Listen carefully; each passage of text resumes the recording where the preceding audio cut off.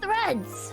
There are threads everywhere connecting everything and everyone together to something, and I'm not quite sure what that is yet, but I'm the only one who can see them. Why? Why am I the only one who can see all of these threads? Oh boy. And there was one time I was trying to be just as sneaky as Cornelia, so I tugged on the thread so that we could be sneaky, and we were. Why did that work? I don't know why that worked. And then I saw red dripping toward Dresden on his thread, and I grabbed it so I wouldn't touch him, and all of a sudden I was, where am I? Is this room made of light? Who is this person standing in front of me? My father? I don't even know what a father is. I don't know what that means, but he's so familiar to me. Why is he so familiar? Why don't I remember? But I remember all at the same time, and he gives me this beautiful, beautiful box that I recognize, and I recognize the song that's inside of it. I want to know what it means, but I can't remember. But now he's gone, and that thread is gone? Or is it just disappeared for now? Or why do I see all of these things, and why can't any of my friends see it? I don't think I have ever felt this confused before, and that's saying a lot because I get confused a lot. Threads. Welcome to MinusOneCHarisma, the second best Dungeons & Dragons stream on the internet. Welcome, welcome. We're going to continue our Aventide campaign tonight, and we have a very special guest. If you'll look to the bottom left-hand corner, we have our friend Captain Eric. That's his first name, Captain. I hope you guys are all having a good week. Last time on Dungeons & Dragons, a demon blows up literally everything in the pit. You guys met that small demon figurine who was floating around, sounded kind of like a Minecraft villager, except he was much, much more destructive. Yeah. Transformed Jeff into his evolved form of Ash. You guys managed to escape. Only to be met by 35 Ashen Riders, and then this demon creature followed you up to the surface, and just havoc, crazy havoc, and you guys kind of managed to slip out right at the edge that that upset group that was being attacked by some seemingly invisible force. You made your way around, and it was that time that Zuna, who was going to continue her fight in the resistance against the pit to try and get it closed for good, decided to head back to her home, her elven homeland up north Morriganna, and agreed to take Pup's sister to Potsenshire to take her home along the way.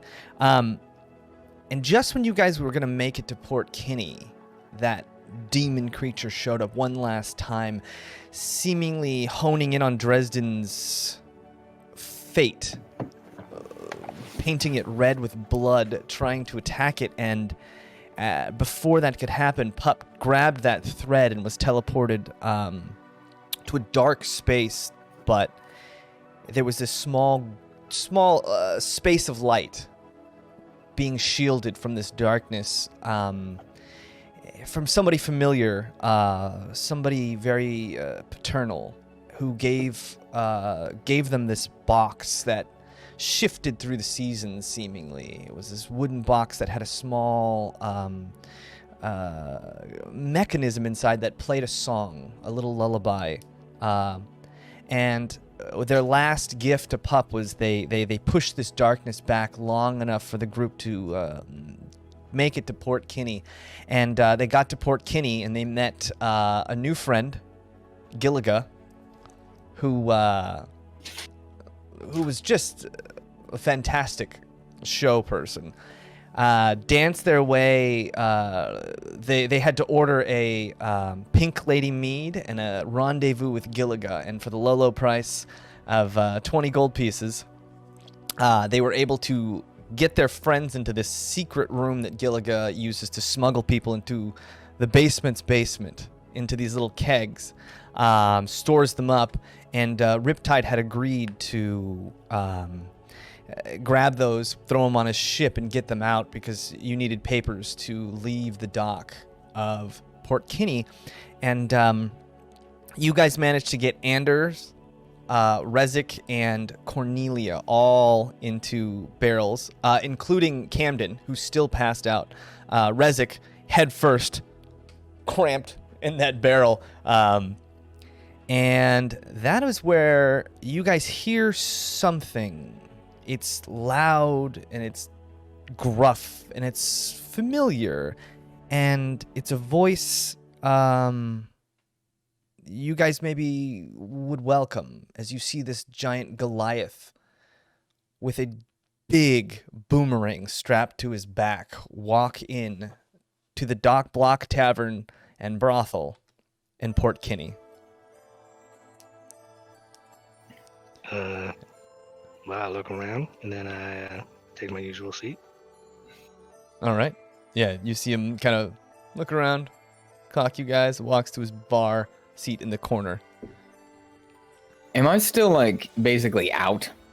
Yeah, Remember, he's still like You were semi-paralyzed, yeah. Okay, yeah. You're still Yeah, I'm gonna conscious and aware, but yeah. I'm gonna continue to just Bernie, I guess. It'll be my turn now. Yeah. What are the rest of you doing? who else is still down there? I'm still down there. I'm still around. Yeah. Everyone but Cornelia and Rezik. I'm gonna go over to him. Hey there! That's a familiar face! I forgot you were the old man. Pop. Pop! How you doing? Hot chocolates all around on him! Please. Yeah! Everyone's been denying me hot chocolates! I would imagine that the elderly being that walked up to me is going to look at my teeth at some point. Looks like Captain Tide got a set of metallic lines in his teeth, and he's speaking with a bit of a lisp, so just roll with it. I'm gonna put my finger like in your. What's this? Oh, I'm trying to get some straighter lines on my teeth. Just use paint! Paint them straight. Wait, I'm confused. I finally got enough to pay for a subscription to something like this, so I'm using it while I can. I don't know what that means. A lot of us have rendezvoused with, the pink lady. Gilliga. Yeah, she's, Do you know her? Are you guys friends? Can you introduce us? Is she cool? she kind of introduces herself when the time is right. I don't think I'm control over that. But I'll walk over to just be there in case I'm needed. Has everyone had a chance to meet Gilliga? I think everyone who needed it. Yeah, Wait. maybe some who didn't. Well, I guess Yeah, they're 2 of ours went down for some reason. understood. Then it seems like we are ready to head out since our No Because judgment. everyone's gone down, right? Like we got other passy out boy up there. We got the brother up there.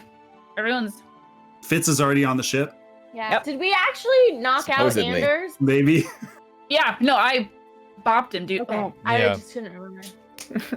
He was Pup being. Nat 20 knocked Ander out. I support it, He honestly. deserved it. He did. I tried so hard. We both did to get him to go, and he just went. Oh yeah, everyone's all ready to go. You know, when the time's right. ready when you are. Well, should we finish the hot chocolates first, or? Oh yeah, yeah. Yeah! Who actually bought Why? those? Did someone cover that? Did someone cover that? They're on, Apparently. Captain. I can get it. We No! we should pay for the captain's hot chocolate. You Yeah. said it was on you though. No. I said it was on you, and you were like, yeah, okay. Yeah, I'm gonna cover it. Yeah, and the bartender walks up. It's a copper each. I want one. I want Seven? to try it. 6? What do we have? 5. 6? 5. Depending Got on if, Dresden's getting one or not. It's hard to tell. Dresden right now is like basically comatose. Yeah. Would they even serve me a hot chocolate at this point? He's kind of like just I'll take drooling it. on the bar. Yeah. Yeah, we'll get him one anyway. Get him Yeah. one, get him one. Yeah. I want to like hold his head Dresden, back give and me a Constitution saving throw. Me? Yeah. I have a character sheet. Okay. 17? A 17. So you start to feel tinglings all over your body, which is a good sign because you haven't been Good or feeling bad? much of anything Okay, good. for the last, Good. half hour or so. So, yeah, it's one of those like wiggle your big toe situations. It's just mind over matter right now, and you're slowly, Yeah. you got to learn to It'll take a crawl before you miracle. can walk again, but it seems like that path is at least open to you. Okay, great. Yeah. Sweet. I just, as this hot cocoa is being scaldingly poured down my throat, I just focus on 1, swallowing, and 2, wiggling my big toe. All right. You're doing great, Sonny. I would like to Thanks- look at the thanks, Ed. captain and like kind of like nod over at Dresden and be like, "You think you might be able to help us with that one onto the ship? He's drunk a little much and we's a little small to get him ourselves." How many of y'all around here? Like, how many do I see? Us three. Just a finger of Dresden slips up off the We's table. tiny. This many. He's old and frail. So Is could use some Drez help. like a big guy? A big. Yeah, am I still big? How big am I now? No, Is it still you're big? just It's you're large. just a small 6 foot like one or what? How tall are you? 5'11"? You're back to your normal size. I wish I was 5'11". I'm 5'10". Oh, I'm just gonna In walk over game and or like. real life, I'm like gonna I walk can- over, pick him up, and put him on my shoulder, whether he's like conscious or not. okay. And That's you great. notice, Riptide. You notice that he's got this axe, this huge double-headed axe. It's plain, but it's maybe the same size as your boomerang. I'm just gonna I'm gonna have like to measure. do like one of those like throw him up and like let him drop. So I'm like making sure he's seated well. I'm also trying to like hurt him a little bit, just to, All right. Yeah. It's just a throw right there. yeah. It's uncomfortable, Dresden, or you think it would be if you could feel all the way. Yeah. Thankfully, But, it's you just know, tingly. Yeah. You're both All right, let's- emotionally and physically numbed right now. Let's head out. All right. You Dream. guys start heading down the dock, and you remember those many docks. Lots of people out today. It's still, it's kind of morning time. You guys had been up basically all night, running around, and you had waited in the bar long enough for that. The rest of that, you guys had exited the pit a little bit early, but you had been able to wait and enjoy the Gilligan's dancing and some drinks and some hot cocoa until Riptide had entered. You guys make it to the docks, pretty busy, but you see a series of ships, and Riptide kind of leads you to one ship in particular. What kind of ship are they looking at? They are looking at an immaculate, beautiful, stunning, floating ship with blue sails and lots of ropes hanging from all the masts and all the like little wooden thingies. I'm not an actual boatsman, so I don't know what they're called. But it's like almost like dripping with ropes, and there's a flag that's like mounted to the top of mast, and it's like in mid wave but frozen in place with icicles dripping from it. And there's like a large snowflake design with like a crack right through the middle of it, and on the side of it, as we get closer in like vibrant light blue letters, it's called the Lapping Lazuli. For my edification, what's the temperature right now, roughly? It's early in the morning, so it's maybe 70 degrees. It's temperate. Above freezing? It is above freezing. Cool. Like lazily. What? Very what was, cool. What was that ship name again? Lapping. The Lapping Lazuli. Got it. Sorry, it's the new grill that I got. Yeah. No. Rock and roll. Got it. I just missed it. Yeah, and you guys kind of walk up to the dock that it's been stationed at, and there's a man, again in that uniform, that you had met the young boy who was taking track of all the stuff coming in and out. It seems like he works for the dock, just recording everything that comes, collecting tariffs and taxes and all that stuff. And this man is, maybe in his early 40s in a clean-pressed black uniform. And as you approach, he looks up to you, Captain Tide, with some remembrance. And he, "Oh, Captain, these passengers, they're joining you aboard your ship?" Yep, they're all poor and they need money, so I'm giving them a job for this run. "Oh, all right. Well, that's very nice of you. Papers, please. Papers?" I offer mine, and then I do Okay. another hike with Drez. Pocket. It's in my pocket. I can't reach Okay. it though. I'll get it. Thank yeah, you. so, Pup, you pull got out the papers, and he looks it over. All right. Checks everyone's papers down the line. Everything looks like in good order. All right. Well, Captain Tide, be safe out there. Have a good trip. And he You kind of too. scribbles something down on his notepad and just seems to walk off. That was easy. Got him. Yeah, everything's much easier when you have papers. Yep. All right, and so you guys just head down the dock to the gangplank, and you start heading Yeah. up onto the deck of this ship. Oh, before we do that, just I'm gonna just from his shoulder just go, permission to come aboard, Captain. I drop him. Yeah, and the axe is on your back, and it just flattens you. Like, oh yeah, like you're gonna feel that later. You know it. It's one of those things delayed. So yeah, so the three of you head up the gangplank. I guess Dresden staying on the dock. I just start worming my way up the plank when I can. Yeah. Just, I'll grab him by the ankle. Just like Oh god! behind And you know, I'll like grab an gangplanks have those little divots in them, so his head The just kind of like ridges. clunk, clunk, clunk, clunk, clunk, clunk, Good. clunk as it goes up. Yeah. Oh. Oh. He is gonna Ow. feel rough in the Ow. morning. Yeah. That's a lot well, happening. it is. We're having too much cocoa. Don't do Um, drugs, kids. Don't do drugs. You make it onto the deck. Is there anything else you guys want to do before you just settle down and wait for this ship to take off?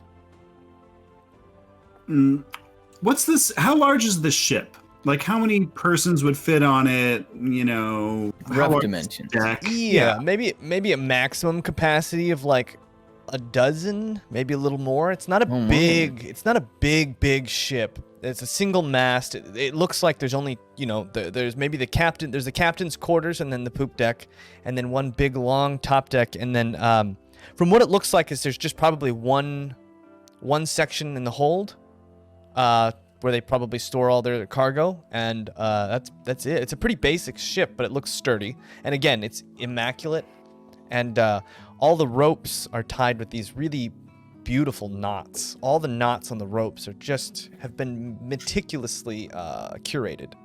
Just nautical knots. Just amazing in their nauticalness. Is this thing like, so it's like 40, 50 feet long? What are we like Yeah. roughly, just to get in my Roughly head? 50 feet long. Okay. It's not huge, but there's Yeah, no, enough that's a good sized boat, space but to you could get hang like out. a dozen on there. Okay, cool. Yeah. Sweet. Captain, how long have you had the ship? Oh, about 5 years now. Oh wow. Did you buy it or? Yep, I saved a lot, and I was able to get onto it from another captain, and then I bought it from him when he was retiring. So I guess it's just good timing and good place. That works out great. How, if you don't mind me asking, how much did a ship like this set you back? I might be interested in acquiring a ship myself someday. Well, I guess I had a discount. Captain liked me. Paid a good 10,000 ship, something like that. Oh, wow. Yeah. Well, nice talking to you. As that's happening, a man walks out covered in warts, skin very, very kind of dryish but leathery, got lines going across, has very amphibious type features, looks very almost frog-like, and he kind of walks up from the bottom, looks at you all, and oh, great. Captain, you got more. Yeah, you shouldn't be surprised. It's kind of our business. Yeah, I guess so. All right. Who's this fellow? Hello there. Whoa. This one's What's your Frogrick. Frogrick. My name's Frogrick. Right. That's a lovely name. No, Frogrick. Frogrick. Well, nice to meet you, Frogrick. Yeah. And he just kind of starts walking down. That's when you notice he doesn't have shoes and he's got these big, Yeah, what does he look webbed like? feet. He's not too tall. He's maybe 5 feet. He seems like he has like a very pear-shaped body. He's got like kind of a big torso and like shorter limbs. And he walks a little almost like penguin-like as he wiggles back and forth. But his legs look powerful. It's strange. He's got big, powerful legs. And these My boy shorts. thick. Yeah. Yeah. I mean, he seems capable. Looks watertight. Yeah. Yeah. Yeah. I'm gonna. All right. Got these kind of big eyes. I'm gonna head to my quarters. Wherever I'm leaning, Yeah, I just give and, a nod to him. And as that's happening, you see for the first time there's some creature in the crow's nest up top. You guys were looking at that flag that was frozen and you didn't see it at first, but there's some creature up there and it looks avian. It's got feathers and it's got these big wings with almost like no hands. It looks like another uncast bird person. You haven't really seen anything like this. It's got long white feathers with a little gray cap on top. And it's just kind of looking around out. He doesn't have a briefcase or anything, does he? Like an attorney might. No briefcase. Yeah, and Same star, Harvey? before you can even like really even clock that, another humanoid light stands up and walks up onto the deck, and you see what you think is a fish man, except the top is a fish and it's got 2 humanoid legs coming out of the bottom. Are we in Alice in Wonderland? Did we like switch stories? And Oh my gosh. Ty it said just- he liked animals. and it kind of walks onto deck, and its eyes are on the sides of its head, so it like looks at half of you with one side, looks at half of you with the other side, doesn't say anything. Its mouth just kind of goes, Is his name then Sal? Is he starts Sal Man? walking off, doesn't say anything. Oh, this Like- is a really like interesting trout. boat. I really like it here. This is I great. feel so at home. I like once I get on the ship, I turn back into pup. Okay, yeah. Do we see any signs of Fitz anywhere? No, Fitz isn't. No. Fitz isn't here. Like at all? At all. No fits on the ship. Someone go outside if Fitz ever showed up. Yeah, I'll go. Get me a Red Bull. Yeah, I'm gonna go look for Fitz. There's probably a guy named Red Bull on this ship, but don't bring me him. He'll wake you right up. So you go into Captain Tide's chambers? Yeah. Okay. Makes it sound so sensual. Nope. Okay, I come to the door and open it. Hey, you remember the guy that was with us that was like really annoying? He only had one arm? Do I remember that, James? Probably not. I mean, I'm gonna turn into him. Yeah. This guy. He Remember me? He had stayed outside when you first met Riptide, so Riptide never actually met Fitz. Has anyone like me come onto the ship? I'm pretty sure I would remember if someone like that was on my ship, and I don't think I've seen him. Dang it! We told him to go over to the ship. He had all the papers. Oh my gosh. Oh, man. You know where he probably is then. He's probably Behind on the that- bar still. No, on that rich asshole ship, right? Like attracts like or whatnot. You remember? I don't What, you think he's scared. under eating about it? You think He's he's just under scared. it? He's I don't scared know. and he has the cheeky thingy. We really thought he'd be okay on his own. Is he dead? We tried. Left him. I mean, we didn't just leave him. We pointed him in the right direction. We found him behind, like, hiding, cowering behind a house. We pointed him in the right direction again. I don't know how much more clear we could have made it. So we should How probably much time we got? We gotta find him. I think we gotta find him. We gotta find him. We can't leave this I mean- one-armed kid out there. He's I mean, I useless. personally think he's fine. You've both taught him very strong skills, and if he can't go from here with that, that's sad. I'm gonna go toward the dock side and Way just more yell generous. this. I'm just gonna yell a couple Oh, wait. times. All right. Yeah. I cast thaumaturgy and yell this. Oh.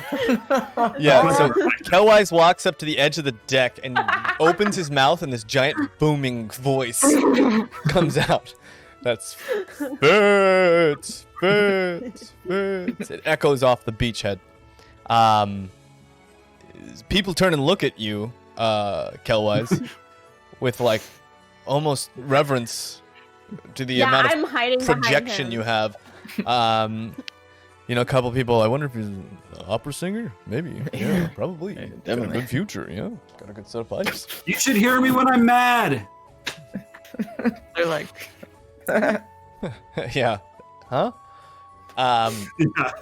Yeah, Quite. no, like, you've sent the Fitz signal, but no Fitz. yeah, it's just like a big gold coin up in the sky or something like that. Is that other ship gone? The one Yeah. that was at the end, the Edenville Yeah, ship? yeah, that He big lost ship is Fitz. gone. I have an idea! And I turn into Fitz and I run off the boat. Okay. Great. Where Wait you for going? me! Don't you leave without me, please! I'm sounding like Trust. That's not. Anyway, I run to the dock person. Okay. The same one. Mhm. I can't find my twin brother. Have you seen my brother? I've been looking for him everywhere. It's been a whole day. He said he was going to wait for me on the ship. I cannot find him. Oh, well, if you got on a ship, we'll have a log of it. I can check the logs. Yes, please. Young man. Oh, all right. What was his name? His name was. I'll put the number. Gallant Spitwilliams. Fitzwilliams. Gallant Fitzwilliams. Spitzwilliams. Gallant. Even remember. You don't know your brother's name. Shouldn't you have the same last name? Hectic a day. Well, I can tell. Let me go look in the logbooks. One moment. I'll Twin be brother. back. Sometimes I And think he that goes his name in- is my name. It's confusing, and I just keep rambling to myself. Do you Yeah, have two arms or one arm right now? I think, two. Because I don't think I could do that. He walks up and he leaves. He goes to that. There was that building, that kind of administrative building. He comes back maybe 5 minutes later. Yeah, it does seem like your brother got on a separate ship. What an idiot. Yes, it seems like he was invited by the Edenvals. They headed off to Adgarad, maybe a day ago. That absolute buffoon. Why are they going there? That's where we're going. I know, but why would the Edenvals be going? Oh, sorry. Now that's not fair. Like, why would they? Who's writing this story? Thank you so much, sir. I appreciate it. I'm off to go find another passage to go get him. Well, good luck, Then I run sir. away. I do hope you find each other. You definitely deserve each other. He walks off, yeah. It's okay, so you're making it back to the ship? Uh-huh. All right. So yeah, You you relay jump that to us? back on the ship. Yeah, and I just relay that. I don't like being right, but that was actually a genius move, pup. Nice. And you hear from the crow's nest, "Ah, genius move!" Oh no. Yes. Yes. Kenku, yes. And then you hear calling from the crow's nest, "Sorry, it's just a twitch I have." And it's like this young female voice. And it seems really nice. I love this Do we see, or are we just hearing the voice? Can we tell where the voice is coming from? Yeah, from the crow's nest. And eventually you see, and it's weird because she's got wings, that white feathers. She's got wings, but at the end of the wings, it almost looks like she has little, like, grabby appendages, almost like hands. Like at the end. chameleon mittens? Yeah. You know, chameleons have the little... And she just kind of climbs halfway down and then flaps her wings a couple times and makes a landing. And she, her movements seem a little spastic. She's kind of, hello. Hello. What's your name? Oh, hello. I'm Paulette. It's so nice to meet you. It's nice to meet you too, Paulette. Nice to meet you too, Paulette. Sorry about that. Oh, it's all right. Perfectly all right. Well, you seem like lovely people. It's so great to meet you. It's nice to meet you too, Paulette. Well, Banana. I'm gonna go back and do my job now. Keep watch. I have great eyes, as you'll see. Eyeball. Eyeball! And she starts walking up to the top. Splatoon! Ooh, Splatoon. Fart! Oi, pup. Don't take advantage of her thing. It's Yeah. all right. Wait, I thought it was a game that we were playing. Is this not a game? I don't think that's a game. It's not No. a game. She sometimes does it, and it's just part of who she is. But it's all right. Oh, I thought that we were just yelling things. I got excited. I That's like all right. yelling We can yell things. things later if you want. Yeah. I'll yell with you. And To a right around certain hour. then, Cornelia, you're kind of looking around this ship, looking for maybe a place to hide. When like suddenly this like tentacle comes into your barrel and pops off the lid, and inside, Minor illusion, empty barrel. hey, hello, oh no, where'd she go? Oh no, Captain's gonna be so mad. Oh no, and you're like, Jump out and scare him. okay, yeah, roll a stealth check. You're gonna give this guy a heart attack. My poor boy. Stealth would be 12. Okay, you know, and it's enough. You see him, and then all this white ink just goes exploding all over the room as Incent trips over himself. All of his legs start getting tangled up, and ink just starts spraying everywhere. It's like a defense mechanism. And he just can't. He can't even like speak and vocalize. You just hear whimpers and like. It's and Rezik, you're hearing all this, albeit it's been maybe 30 minutes, and your neck feels just awful. I'm just gonna be wait till the ink splatters over, hiding in the barrel. Yeah. Okay. And once that's done, I'm just gonna poke out and be like, "Are you okay? I'm sorry. Oh, I was just playing a joke." Oh. It's a good one, huh? Yeah, it's a real funny joke. You're a real funny lady. Oh, I'm fine. Everything's fine.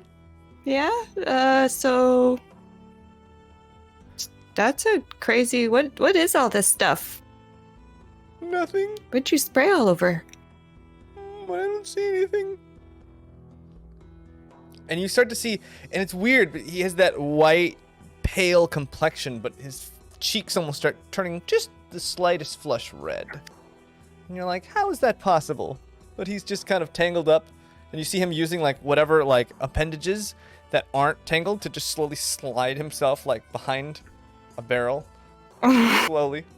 Oh, maybe you want to get your friend out. Don't mind me. I'm fine. Everything's fine. Do you need help? Nope, no help. Nope, All right. Please do not help me. I'm just gonna go knock on Rezik's barrel. Lady, please do not help me. Hi, Cornelia. I didn't do it. Okay. Do I want to come out?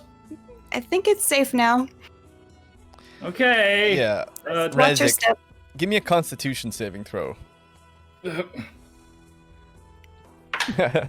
Not the only one. I got a 3. A 3. Yeah. You might have done some damage. It is like your neck. You have no neck. Is not going back, and it does not feel good. Like those muscles. It may be a couple days before that muscle tissue allows you to really comfortably put your head back. Just for now, you know, just note it's not good.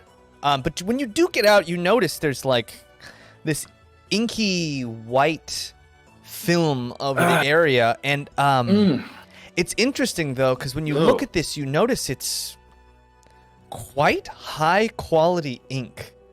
Surprisingly, it's like the type the scribes and the commission, the high mages and the commission used to use, and there's a lot of it, and it is just wasted all over the bottom of this deck. Right. Well, this actually might work out a little bit. May seem strange, but this could actually be useful. Don't mind me. I'll be a bit down here, and I start like using Mage Hand to collect, and then like put them in like. Yeah. If I can find like anything to like. You start to do it, and it's already been mixed with like a little bit of seawater. Like the ink you could get is like good, but it's not like there's not enough of it in any one place to really scoop it back into a vial. Why tease me like that, Jaymes? All right, fine. Darn it. All right, well, this is no use. And I just started cleaning things up. I cleaned Cornelia up first, obviously, with some Presto. And then I started kind of cleaning up the area. Ugh, what a waste. Can you Presto the ink? Yes. I mean, make the ink itself pure, or is that... Clean Not the... a bad question, actually. Can I do that, Jaymes? You can. It probably. The way Presto works is you would have to be like a perfectly clean sheet with only ink on it, and then the ink would come off by itself. But because it's already mixed in with stuff, you'd be like, clean the deck, and the deck, all the salt water and dirt and grime that's collected would go with it. So, unfortunately, in this instance, no. That was a genius idea, Cornelia, but unfortunately it's contaminated, so I can't. I'm just gonna at the clean same this time, up, but you start you hearing go explore the boat. You start hearing like mumbling and a shaking coming from a barrel near you. Oh, right. Inaudible, but familiar. Okay, yes, I'm gonna go over there and try to help them out. Yeah, Okay. I'll Sorry, I forgot. Sorry. help them out too, Camden and Yeah. Ander. Yeah. You pop open the lid. You get both of them out. Ander still kind of knocked out. The moaning seemed to have come from Camden. And Camden, when you get him out, he's like looking at you, rocking back and forth, very suspicious looking. Hey, bud.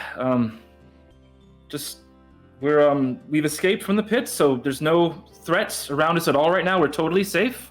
I will hang down here with you, and we can totally just stay here and sit for a while if you want, or go explore the boat. It's totally up to you. And he doesn't seem to respond, but he's like watching you very cautiously while rocking back and forth. Very irritated, very upset, you know. It doesn't seem like he's trying to leave his barrel at all, but doesn't seem like, you know, when you come closer, even wave your hands, he seems to flinch a little bit, you know. Are you hungry or thirsty? And I pull out some rations and some water. And do you want anything to eat, to drink? And he just kind of shies away from you.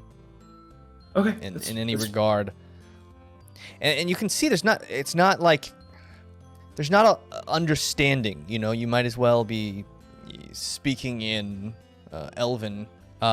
He just doesn't seem like it's getting through. All right, so we'll just hang tight for now, and our friends will be here soon, so it's gonna all be okay. And I go over to Cornelia. Hey, can you do me a favor? Yeah. When everyone gets here, can you please ask if Trust can help us? He definitely can use a little bit of some music to calm him down, I think, a little bit, and she helped a lot last time, so. And as that's happening, you guys see Frodrick walk down the stairs. Oh, you're out. Damn it. Ink son. You made a mess down here. Oh. Don't worry, friend. I got it. So I'm gonna take care of all of this. And I start trying to just quickly. I got it. Taking care of it, and I just cleaning all I can with Presto. Oh, Inkson, you're all jumbled up again. Let me give you a hand. And he kind of walks over and slowly starts tugging, trying to untangle Inkson.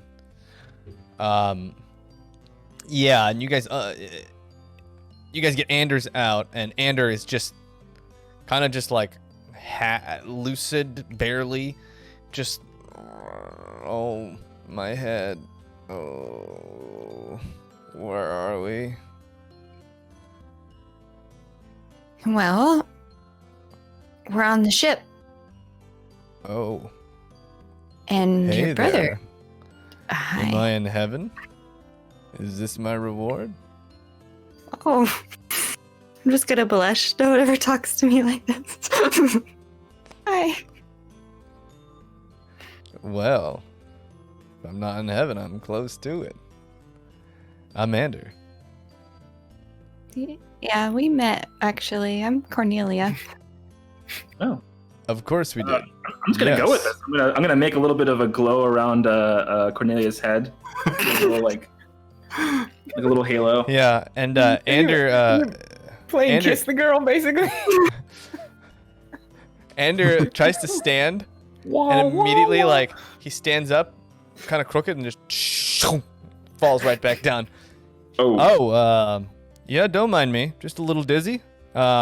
Just had one too many to drink. It's a common occurrence. I'll walk it off. Give me a couple minutes. And you see him just start trying to like hoist himself up on anything he can.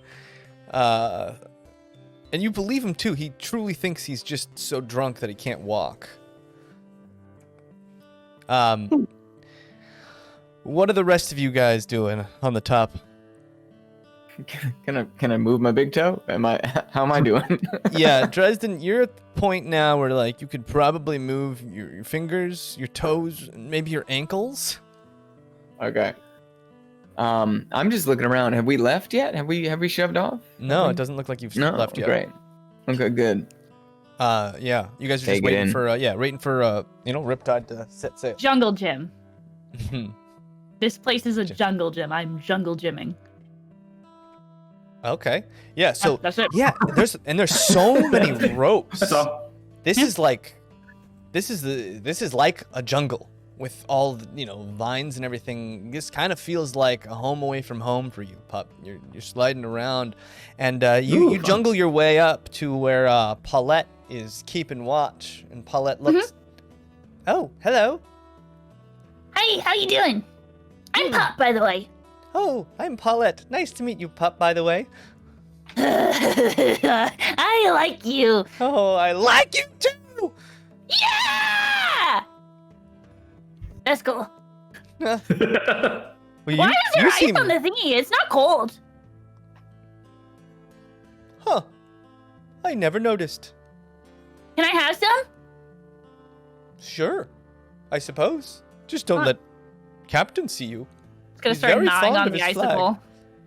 Just like one of the hanging you gnaw on icicles. it, and it's cold and it's wet. It's ice. It's weird. It's weird, but it's like dripping a little bit, ever so slightly. So it's like melting ice, but it doesn't ever seem to wear off. It just seems like this ice is permanently in a state of like It's an everlasting half state of matter. gobstopper. Yeah, basically. I probably get really distracted and just am gnawing on that for. Yeah. I just dissociate into the gnaw. Mm-hmm. I'm just there.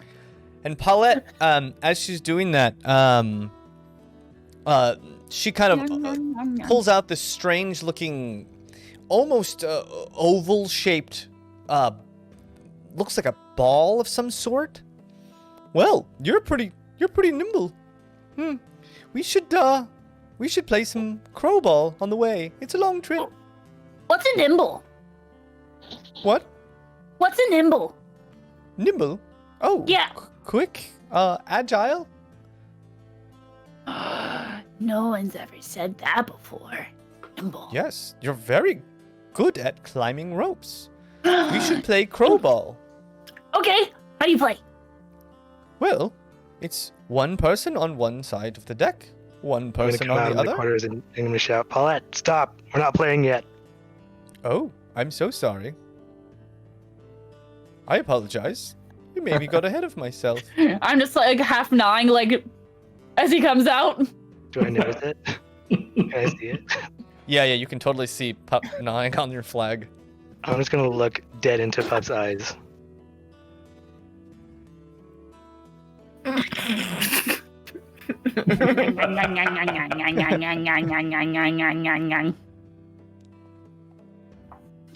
gonna put my hand on my boomerang. Let's go. Pop. I'll need all hands on deck right now. I just shouted throughout the entire ship. It's on deck! What does that mean? And you see Inkson, mostly untangled, kind of like flop his way back onto deck, like really haphazardly. Seems like when Inkson tries to move fast, it's not like pretty. It's just a display of like flagella rolling around. And Frogrick kind of waddles a little faster, and that fish man also eventually nimble hops onto deck. Seems like everyone's there. That means come down here. Oh! And I just All dive hands. down onto Drisden. Oh. Wait, you're gonna dive bomb all the way and land on him. Is there Is it- like rope on the way down that I could grab onto? Just because I want to make it seem like I'm doing Yes. it, but then I want to catch it last minute and like. Because it's a swing. good 25 feet to the top No, of that. no, no, It's- no, no, no, no. I catch the rope.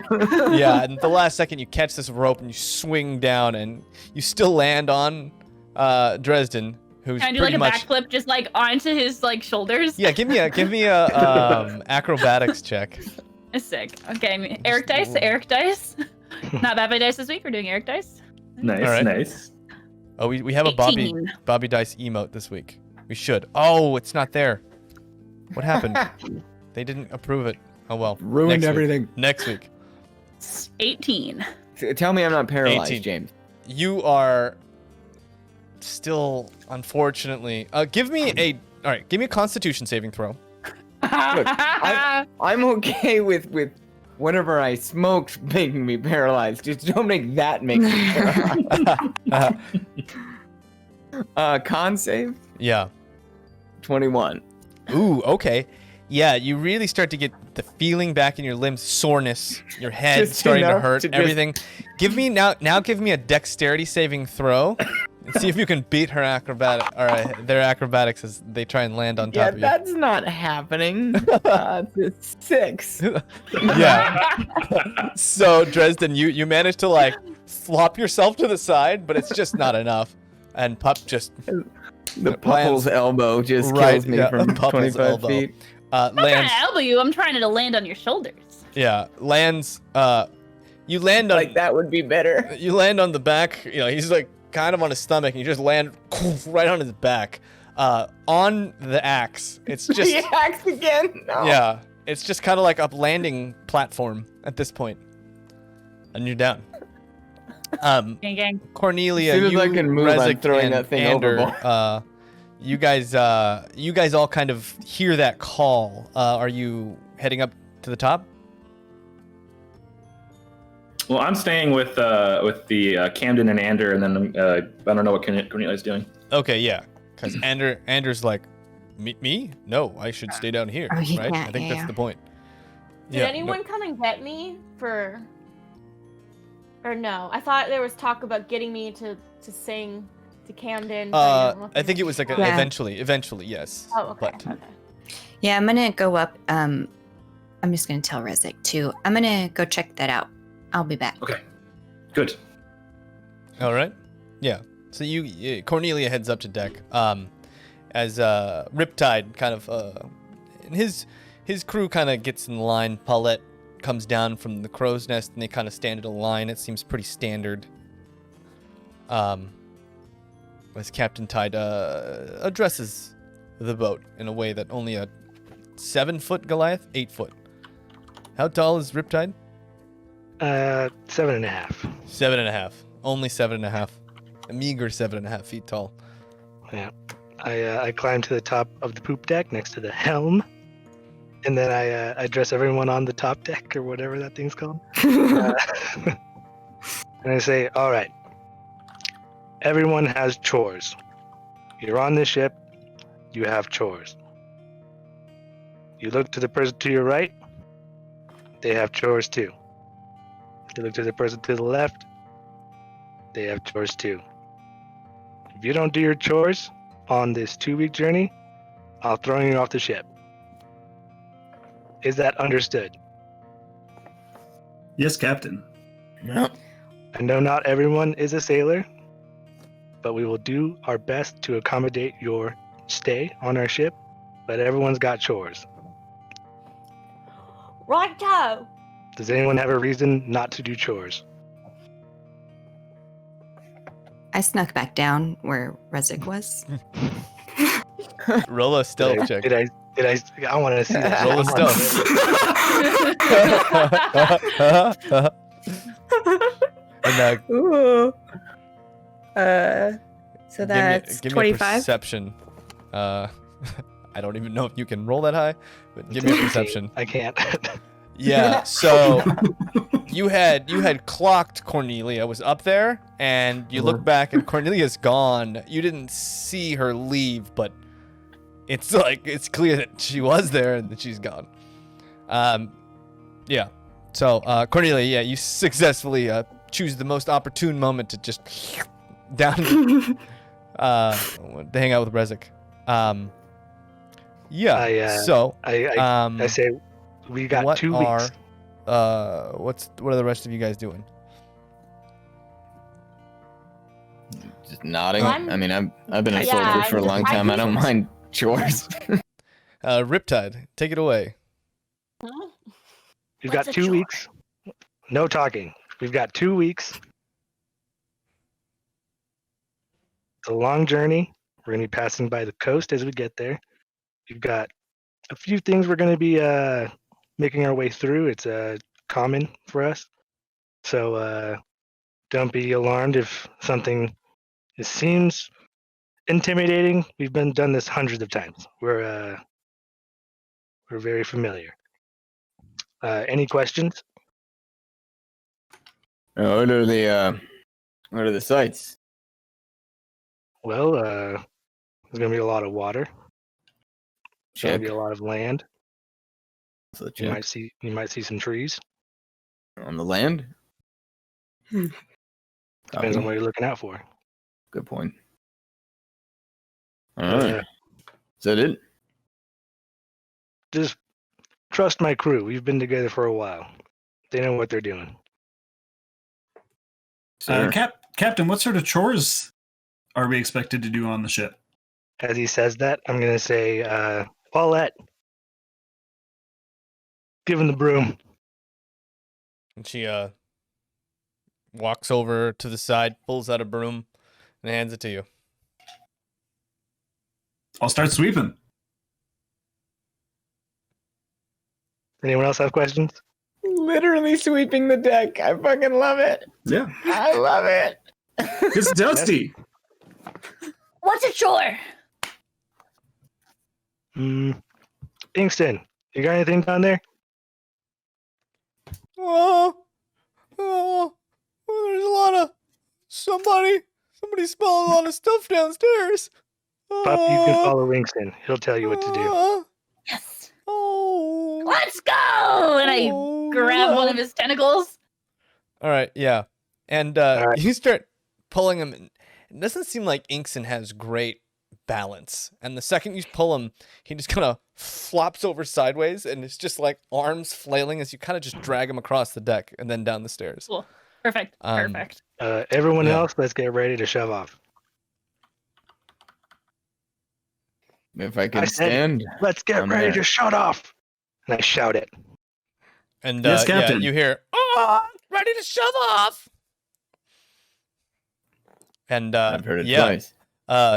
the Frogman, he walks over to the gangplank and starts pulling it up. It seems like Inkson's downstairs. That fish man also walks over and with his mouth starts just nibbling on some ropes. Doesn't seem super effective, but looks like they're trying to get the ropes undone. Yeah, if I can slowly. walk, I'm gonna go over and try and help him. I don't Okay. know, I haven't been on a ship. Yeah, but so you're Dresden, you're like a little woogity. You're Okay, moving I'll follow now. behind Dresden. Yeah. Just making sure. Yeah, it's Dresden like uses the side of the, I got the it. boat I got it. to kind of push themselves forward. Fishman, you just bite on whatever needs pulling, and I'll pull it. I'll pull it. And I'll pull it. Okay, yeah, and between the two of you, the fish Wow, man powers combined. surprisingly strong grasp. It looks like when you finally get over there, you're like, oh, like they might have gotten this not over time, right? Like it wasn't Yeah. completely fruitless, but you know, it just makes you wonder, like, how. Well, there's a lot on here that makes me Yeah. wonder. Yeah. Seems like you get all the ropes and everything off, and the boat starts to slowly push away from the dock, and you guys start to slip into that estuary, the stream heading to the estuary that lets you out and into Lake Immersal. Right, 'cause we're technically on like a river shout- now, right? I got to interrupt. I shout, wait, and I jump off of the ship and try to land on the dock. Oh, And just take off running. I forgot. And Frogwick runs over to the side and grabs one last rope that was just about to be thrown over by the fishman. The fishman kind of grabs it with his mouth, and they try and hold the ship as best they can near the dock. Yeah, I'll help if I can. yeah. So you grab it. It's much appreciated. The ship's kind of just creaking, and then this rope is like groaning against the strain.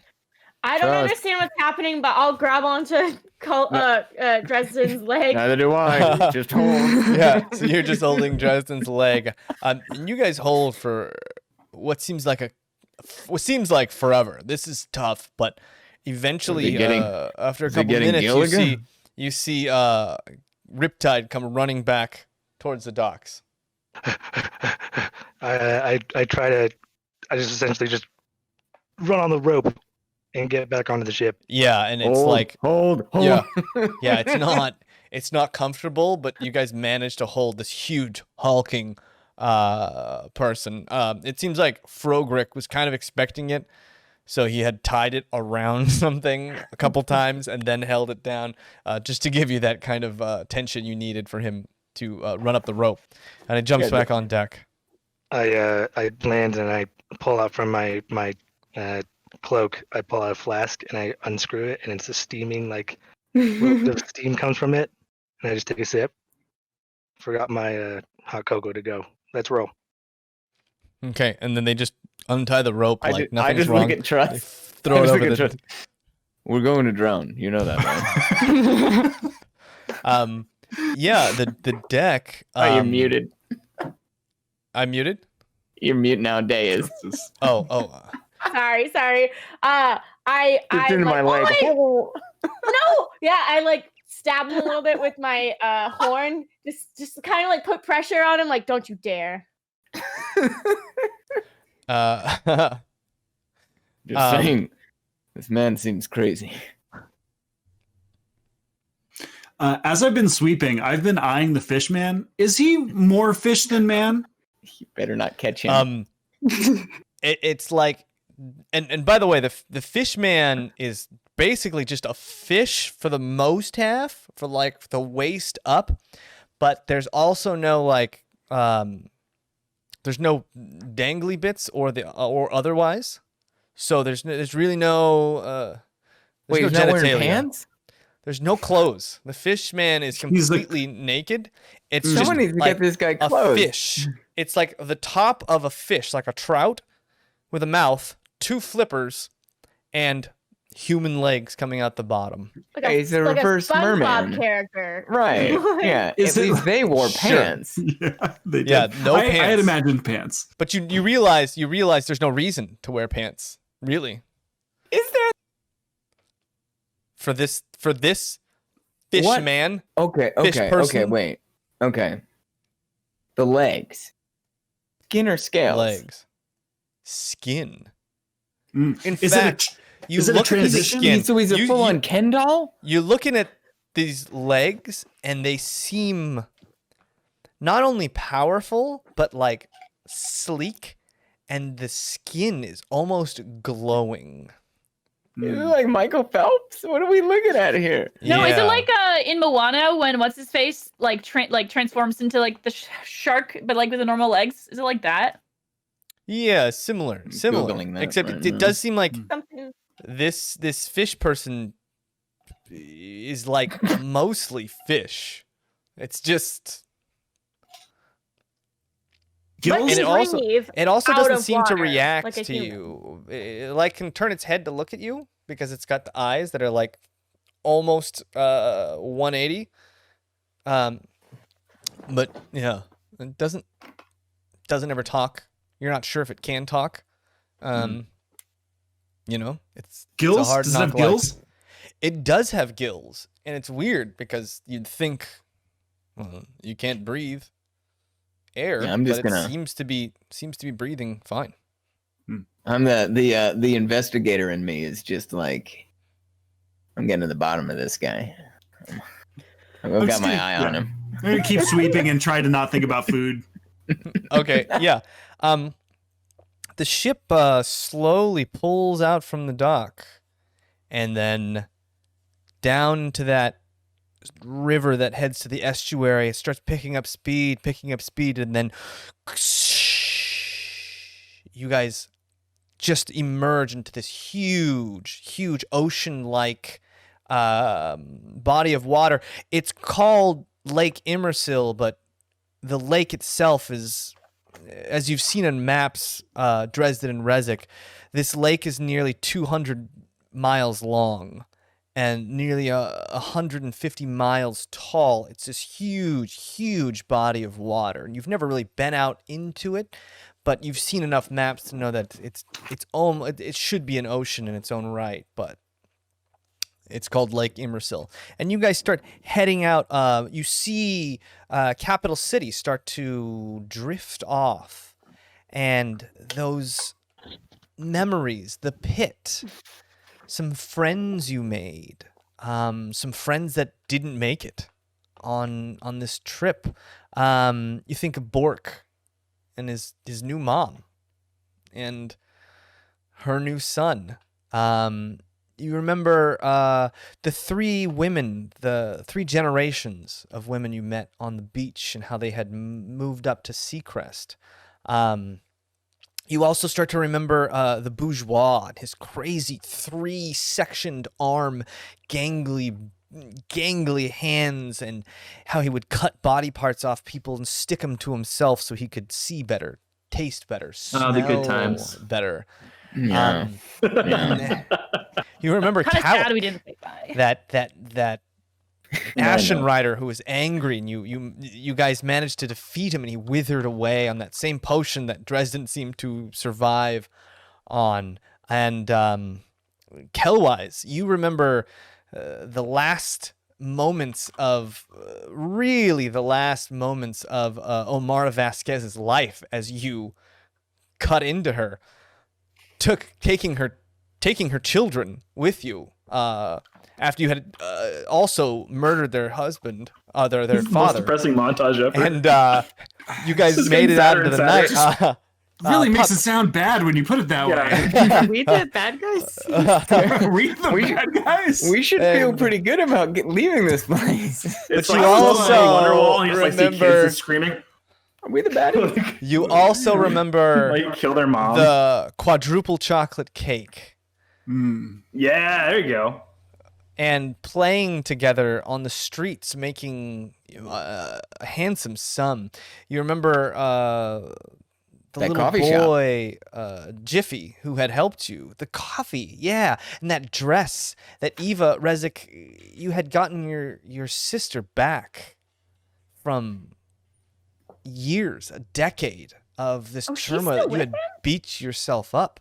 Yeah. The ship? And, Okay. and trust, you had learned a lot about yourself in the pit. You had... This is a place where you had sucked a man's soul and turned it into pure energy, raging an evolution of sorts, though temporary. And Cornelia, you had found a whole bunch of nifty stuff. Really, a Yeah. lot of nifty stuff. Yeah. I got a lot of stuff. Yeah. And Their all that. montage is just like gold, and You Some know. of our stuff. Yeah. And as you guys head a little bit north along the coast, you remember the sound of the cage and the chains that you guys had been originally banded together from, and the sounds of that cart going off the bluff and exploding as you guys flew through the air as Fitz, this young boy who knew nothing, could do nothing but complain and whine, had relieved himself all over the place. Yeah. And had he yet- grew too much too. Ended up on the Yeah. wrong ship. Idiot. And he had, you had fought with him and seen him grow a little bit, even though he had lost almost the entire chunk of his body, nearly losing his life. All of that kind of hits you guys just for a moment as you're taking this ship to uncharted lands on a new adventure, to a new place. filled with maybe great riches and treasure, or even greater tragedy and darkness. I mean, you just don't know. I mean, that's the adventure, and you head up that dark beach made of the black sand, Blister Beach, and you see this huge town of 100,000, capital city, float off slowly into the horizon. About this time, I'm gonna slam a tankard onto the handrail of the ship, and I'm gonna say, "Everyone get a drink." I will Gladly. meander over. I'm sure I've got a tankard somewhere. I've got the mess kit. So if I don't have a tankard, I take out a pot and I just like, yes. Yeah, I would you've order got cups. I would order Frogrick to bring out a barrel if anyone needs any. Oh, isn't it Inkson's turn? All right, I'll go get it. There's some odd tension between Frodrick and Inkson over here. Frogrick goes down and then rolls out a barrel. You hear like clunk, clunk, clunk. It seems like he's going up the stairs. Well, it's round, but it's going upstairs. And you would imagine this keg is heavy, but Frogrick seems pretty strong. Maybe you underestimated. He lives with the legs. Yeah. He's lifting with the legs, himself. not the pear-shaped back. And he lifts up the stairs and puts the keg on the deck. Very aptly kegs it or taps it. Here you guys go. Let's get this started. Everyone, fill up your cup. Am I still under with? Yeah. So you had seen that Inkson. The second he sees Frogrick pull that barrel, Inkson's like, "Oh, we better go up on deck. You don't want to miss this. I promise you." Okay, and I grab his his little Yeah, tentacle, and I drag him myself. Go up the stairs again. He just pops stuffed animal. Up on deck, I'm like, oh, another keg? Great. Cornelia, what are you and Rezik doing? I gotta stay down here. Okay. All right. Ander, after seeing the keg go up, he's like, well, if they're partying up there, I better go make sure that they're doing it safely. You Can't even understand? walk. And he goes like right into a wall, and he's like, I'll get it. Haven't you had Just holding enough? the back of his head, and it's just like, oh wow. Like there's still a little bit of like dried blood on the back of his head, and she's just like, huh, that's not normal. Takes his concussion in stride and heads up the stairs to join the party. Cornelia, you're staying down as well? I was just going to tell Rezik. So there's a lot of creatures up there that look strange, and he's making us do chores. But I'm going to go get a drink. I'll be back. All right, sounds like a fun adventure to me. This is gonna be great. I'll see you in a little while. I'm already gone. Enjoy. Yeah, you're saying that, and you're like, as you're like, Okay, bye. Okay. Yeah, Cornelia pops out on deck. Yeah, Captain, Kind of you notice. avoiding Captain's Yeah. general frontal area. I mean, his face, guys. Gosh. His eyes. I didn't say anything. You don't want chores, but you want booze. Is that what it is? No, I'll do the chores, but I gotta play a little. We'll see how it goes. That's me saying that. We'll see. Once everyone's up on deck, I'm gonna bring up my tankard and hold it up high. I'm gonna say, we have a bit of a routine for our journeys. When we start, we all share a drink to a safe journey to a calm sea and to Odgorod. And then I lift it up, but then I dump it over the edge of the ship and into the water. And Frogrick and Inkson and Paulette all do the same. They pour one out over the edge of the ship. But first, the first one who gets a drink is the one who lives below. I do the Pour one same. out for my homies. Yeah. I mean, there's no choice there. That's straight to the homies. All the homies. And then everyone fill your drink one more time. Whoa. I feel like this is a This strange is a test. much better one. And Frogrick turns the tap and fills everyone's drinks back up again. To us. And I drink. To us. To us. me. And everyone starts drinking. What is it? What's the What drink? have you procured, Captain Riptide? Oh, I wait till he's drinking. That's a Riptide-sized tankard right there. Yeah. Okay. Yeah. Well, my wine is a dwarven make. It's about 10 years old. They won't really notice if we take a bit. And you guys had talked before. You know that Captain Riptide deals in booze almost exclusively, trading that's right. booze all around because Capital City is the biggest hub for in Lagersmith, which is that Dwarven segment. That's where most of the world's alcohol is made and then shipped out from there. That's one of Capital City's biggest exports. So Riptide is basically a ship that cargoes, so you can assume that his entire hold is just full of booze. Lagersmith is in Capital City. Yeah. And you're telling us this now that we've left Capital City, that the world's capital of booze is back that way? Yeah. It's now just Hate a you. speck on the horizon. The world's capital of booze is in the hold. Is there a lifeboat? Oh yeah, part of it. Are you saying we can get ripped off of this hold?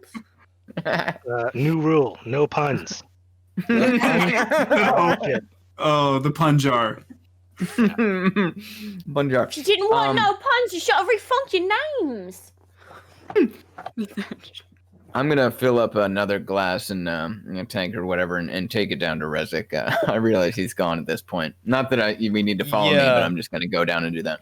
And you come down, and you clock Rezik kind of just sitting nearby a barrel with a top off, and you hear at Dresden that kind of under his breath muttering, the, "Don't touch, no touch, no touch, no touch." I mean, I told you, don't touch him, dude. No, I haven't.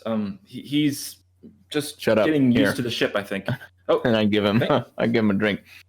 thank you. Apparently, it's dwarven and contraband. Yeah, we stole it. I mean, Even I'm better. Yeah, and it's wine, but you're like, this might be 30-40% wine. That's a heavy wine. Whew.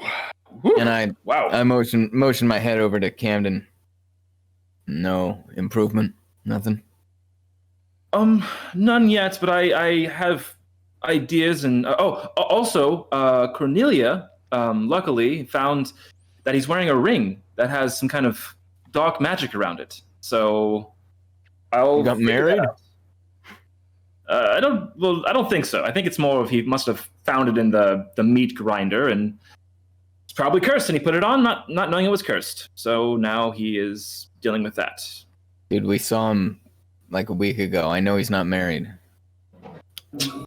I said he was cursed. Do you think that that's also married and cursed to the same thing? Is that what you're trying to? Okay, all right.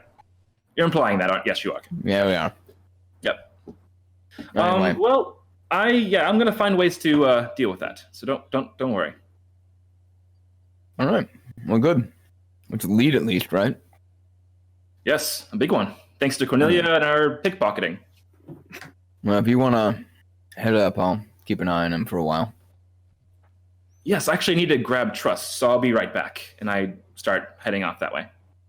I was actually gonna walk over to her as well and Popular. tell. Yeah, Rezik told me to. So I was gonna stroll over and say, "Hi there, hi Trust." Hello, Cornelia. How you doing? I'm all right. How are you liking this situation that we have here with the chores? Well, I'm always down for new adventure, and I ain't been assigned a chore yet, but I'll do it as soon as I do. Well, Rezik was talking, and maybe if you want to go down below, Camden's down there, and he mentioned you singing him a song last time helped him out. Oh, of course. Right. And I just scuttle downstairs with my lootalele. And as you're going down, I'm going up, and I'm like, hi, yes, that's actually, okay. And I just kind of just follow everybody.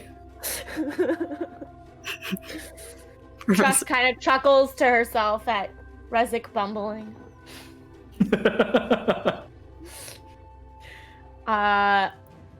I will go towards Camden, and I will play him the lullaby again. Okay. Roll a performance check. Okay. I got distracted by this prediction. I've never seen a prediction happen on Twitch, and I was like, what is this? Prediction, huh? Why is all the booze gone? DM malfeasance. Performance. 18. 18. Let's see. Nice. Again, your music, like a lullaby, seems to calm him. The tension in his shoulders seems to come down a little bit. That almost violent irritation that he holds in his body seems to, settled in a little bit. He's still rocking back, muttering almost rhythmically with your song. Yeah. But he seems to be soothed very deep down in his core. Are there any lights down here? Like any little lantern type situations? There's still light. I mean, because it's so bright in the day, it doesn't seem like there's any lanterns per se down here, but there's a lot of light coming from the deck above. Got it. There's definitely like an area where you could hoist things with ropes down to the next level. That's like a mesh. So there's a lot of holes for sunlight to come through here right now. Okay. I was just wondering, can I also, while I'm singing the lullaby, can I use thaumaturgy to create the gentle sound of rain? Oh. Yeah, absolutely. Yeah, almost rhythmic.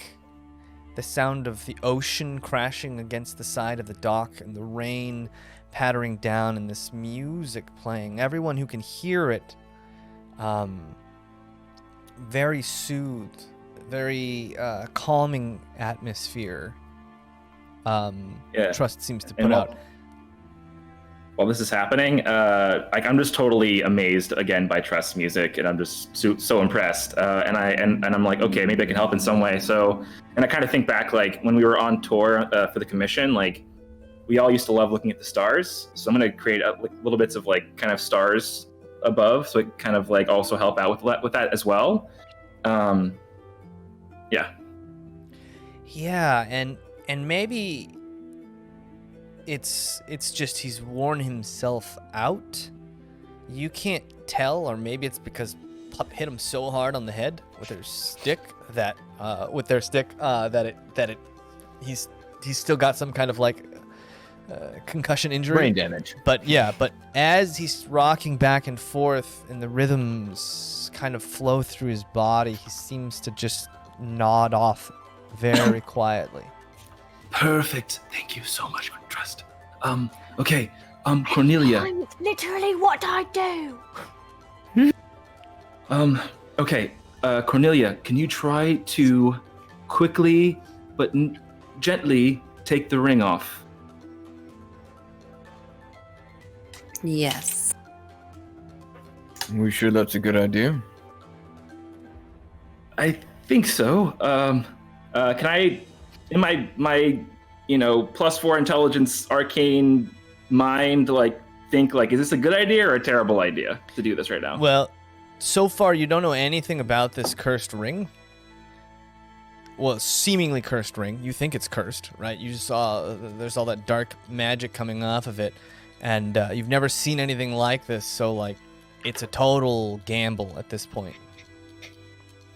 It's a gamble. Gamble but- with his life. I mean, we're going to we could see if it gets worse, right? Over a day or two. True. That's I all I'm just thought thinking. because We've he's- got, what, 2 weeks? That's true. Okay, then yeah, we'll wait a little longer if you want.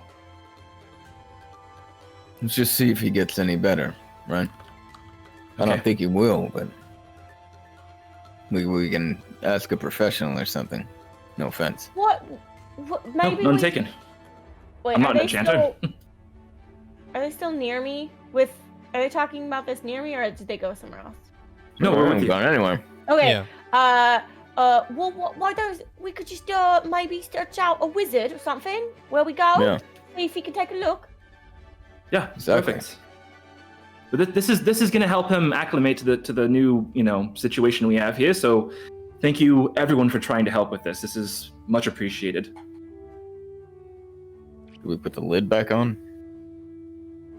Kidding. All right. It's a good first step, though. Yeah. Well, I'm gonna get some more ale. That was really good. And I walk back up the stairs and get some more. He's Yeah, gonna you get a guys kind chore, of too. leave that. Oh yeah. The sound of rain, trickles lightly, and the lights are still kind of flashing around like the stars as you guys leave the lower deck area, the hold, and head back upstairs.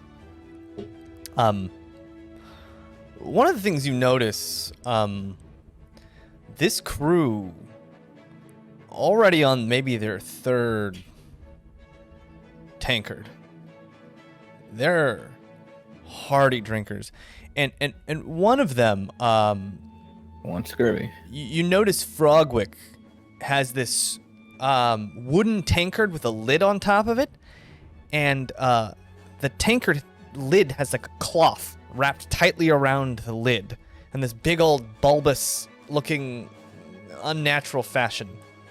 But Frogwick seems to be drinking just from the top of this tankard, with the top of it just completely covered in this thick cotton. Everyone else just has normal, run-of-the-mills, nothing fancy. Did we taste a lot of sediment in the wine? No, the No? sediment Okay. the wine seemed good, albeit strong, good.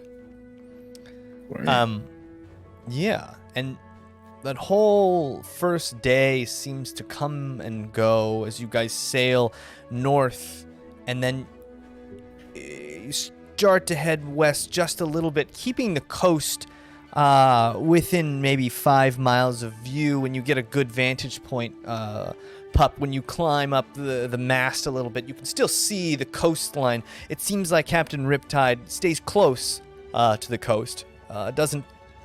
Doesn't go into the middle of the lake at all, even though you know it would be faster to go straight through, but you trust that he's done this before, so you guys just kind of head along the coast and up and head around, and the first day starts coming to a close as the sun starts to go down beyond the horizon.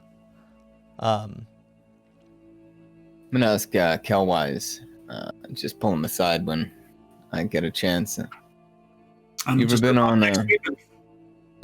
Well, it did it pretty clean. I don't think he meant you had to do it non-stop. It's a big deck. No one said stop. Yeah, and Well, Kellwise, by this let- point, immaculate. The deck is dust-free. It is clean. Great. It is Yeah. clean. I mean, the water might have something to do with that, but yeah, it's Just how it was when we definitely came. free of dust. You ever been on a ship this big? No, not this No? big. Any like Small boats. sailing though? Oh, you could call it that. Sometimes the wind was strong enough to carry us somewhere, but usually just rowing with oars. Fair. I was just thinking maybe you could curry some favor if you offer to take a spell at the helm, at the wheel. Well, wouldn't mind asking. I mean, sounds like a good time. Why not? But Just yeah, I thinking. don't know if they're just going to relinquish that sort of. Probably not, but even offering kind of shows that we're, part of this crew, at least in a limited fashion. Well, I'm done sweeping. Maybe I could go ask right now. Just an idea. Who's helming the ship? Because we could look over as who's at. For the most part, it's Riptide. He's standing up there. Yeah. Yeah. Yeah, I have one hand on the wheel and one in a tankard, just like taking sips. And Yeah, if he's doing Riptide that, maybe I'd tap on has the back. been drinking all day. All day. This is turning into what you'd suspect is like this is normal. And the fact that Riptide has a whole entire cargo full of spirits, this is like you can expect that, his liver is the size of Capital If we City. capsize, we can use his liver as a flotation device. Yeah. It says, doesn't he drink hot cocoa? And that's it. On shore, maybe. Yeah. So he's at the helm. You guys are welcome to.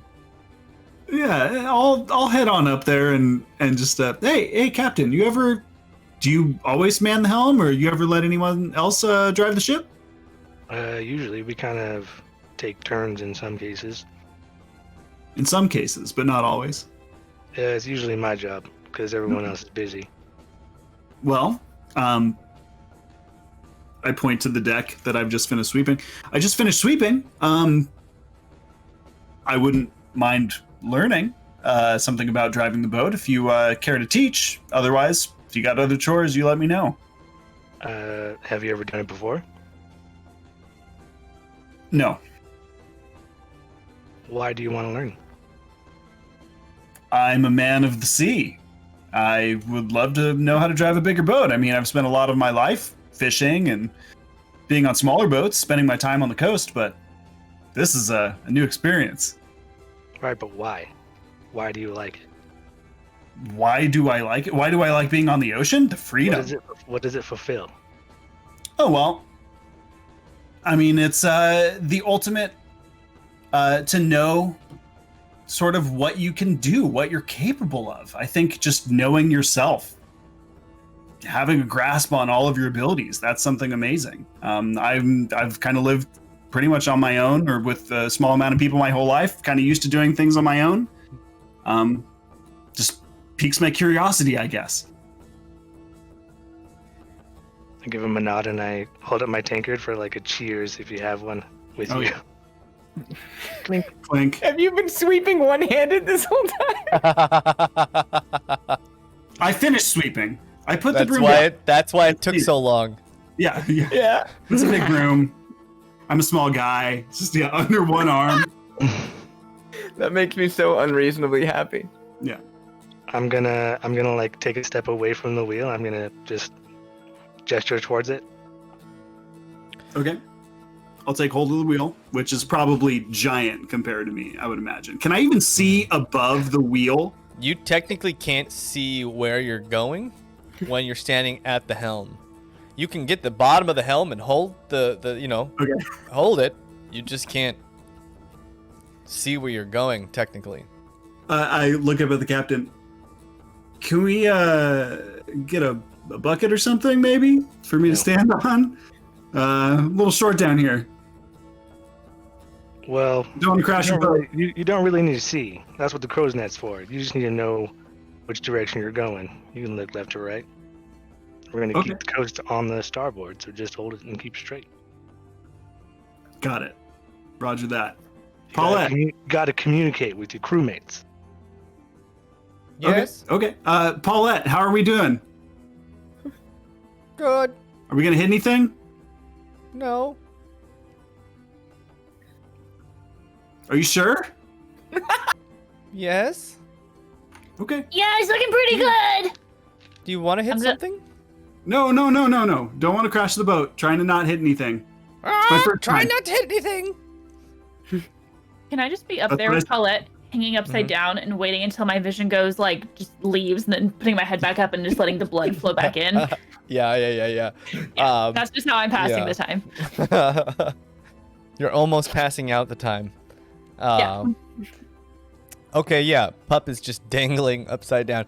And you guys see that they're doing that for maybe an hour. Yeah. Kelwise, give me a straight D20 Okay.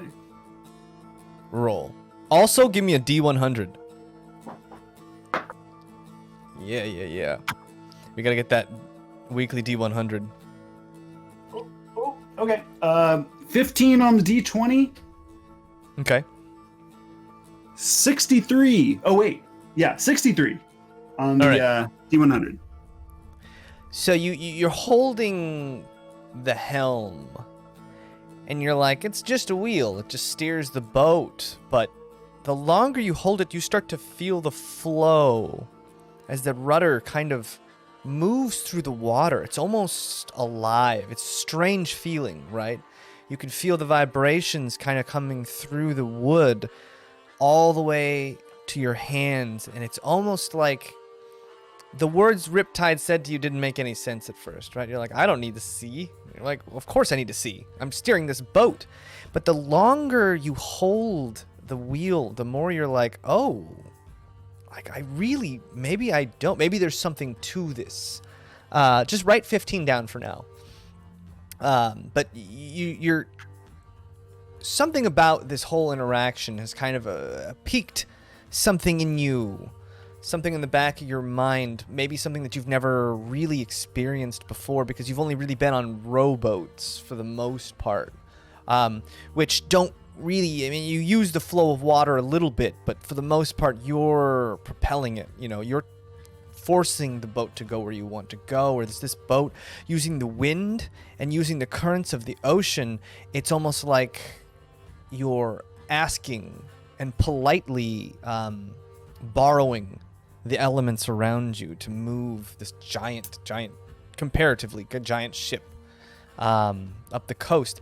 And the stars start to come out, and the ocean starts to reflect the stars all around you. There's this blackness and stars. It almost seems like you're floating on the sky as you continue along the coast, as your first night on the ship comes to an end. All right, who knows some sea shanties? Who's got the sea shanties? Kate? Let's go, Kate. Let's go. Yeah. I actually, like, Kate knows so many sea shanties. Daye is not so sea shanties. Do we have a moon in Aventide? Is there a moon? Yeah, Is it there's a moon. out at night? Okay, so there's still a moon. Are there multiple moons? There's only one moon. There's one moon. And it is similar to our earthen moon, I would imagine, where it is. It's the same sort of cycle. Yeah. Okay, is it like a full moon tonight? What's the moon doing? The moon's actually pretty dark tonight. It's just a sliver. Just a sliver. No howling. Yeah, and the moon isn't high. It kind of drifts upon the horizon a little bit. Doesn't go too high in the sky and goes down. Yeah, not a lot of light. And you look, and you can kind of see the crow's nest. Pup doing her like ab exercises up there. Basically, getting those muscles taut. Yes, that is what I am doing. Not just moving all the blood to my head. And you see Paulette seems to be still up there, just kind of looking around. She hasn't really stopped looking all night. And that's about the same time that Fishman kind of comes up onto deck. You really haven't seen them for a while, and it kind of just looks at you, Kelwise. Watching them. Looks at you with the other eye. Looks at you with the first eye again. Looks you down. Looks you up. And then walks away. This guy is like some sort of like cursed prince. This is like full-on Studio Ghibli. I'm gonna get to the bottom of this guy. Who's gonna kiss him? Yeah. Yeah. And as you guys are kind of winding down. Maybe some of you a little feeling that early day drinking kind of hitting you. The boat sails off into the night, and it kind of seems like you see Frogrick and Inkson. They just kind of sit down on the deck somewhere and pass out. It doesn't seem like there's beds. You just kind of, you find a place, you lay down, and that's your bed for the night. Is it still warm? Seems like it's actually pretty warm. It seems like it's it was kind of late spring when you guys had first gotten captured, and it's now starting like the early signs of summer. Those kind of warmish nights are starting to drift into the air a little bit. But that is where we are going to take a break before we continue on this sea journey. The sea is quiet. Oh, we're back. We're back this night. The sea is quiet. It's pleasing. After so much turmoil and hardship you guys have been through, it's nice to just feel somewhat safe despite being in this vast abyss. You have the land in the distance, when you hit a high wave, you can kind of see the shoreline off in the distance. Those of you who can see the little flecks of moonlight. To your south, though, off the port end, just ocean, water.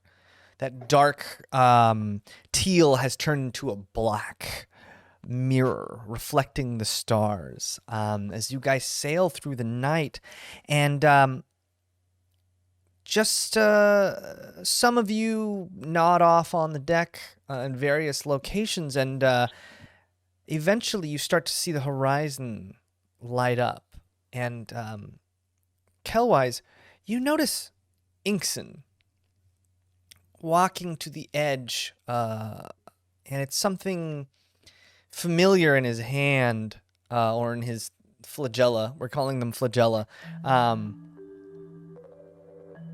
Long, wooden, attached to a thin string. Something shiny at the end of this string.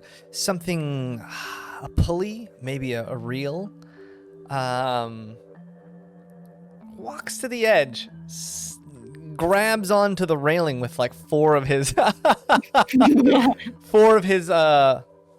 flagella, and then this fishing pole comes out, and this beautiful lure that shines with thousands of colors at once. Something special. You've never seen something like this before, but takes it, throws it over the edge, but kind of messes up, misses casts. It hooks onto the side of the deck, and he spends like a good 10 minutes trying to get it out of the deck. Just the fish hook just getting it out of there, trying not to make too much noise, like looks around, making sure no one saw him. Manages to plunk off the side of the boat. Am I still driving the boat? I mean, you for most of the night, yeah. You've just been feeling it out. Learning to feel the currents and such, and so far so good. Paulette hasn't yelled at you yet. Well, that's good. But no one else has taken over for me to go show this guy how to fish. It seems like you were up all night, all day, and now all night again. And then you kind of, the sun's coming up, your eyes are a little bloodshot. You're like, holy crap. Holy crap. If I like wake up and see him, I'll be like, oh my god, he's still driving the boat. That's can't be safe. I'll go up and I'll just be like, I'll take the. Do you need to rest? They said chores. I didn't know it was just me doing the chores. Yeah, no, don't. Hey, never. Look, I've been in the army and a long time. You never volunteer, ever, for anything. I wasn't really volunteering. I was just wondering what the chores were. I guess it was a volunteer. It's fine. It's fine. We've gotten to this point. We're not dead. You want to drive this boat? I mean, is Riptide around to yell at me to tell me not to? I'm gonna be coming up around morning, and I'm gonna just listen in. Hey, big man. Mm, Cool if I take a spell at the wheel? why? Well, because he shouldn't be driving this long. Look at him. One, he can't see ahead of us. He feels good, though. I can tell, because he got that feel in the fingertips. It's supple, but he's tired. Look at him. He just killed, like, a whole pit's worth of things. Okay. Cool. That No. was a lot Why do easier you than want I to? Why do you want to drive the ship? Oh! Mainly so he can go school your friend over there who's trying to fish. This man's a champion. I'll take over. Works the same for me. Now I can watch closer. But thank you. Okay, yeah, and Riptide kind of takes it from you. And before Kellwise leaves, I'm gonna say, "Did you feel it?" Oh, I felt it. I felt it. Do you still feel the same way about why?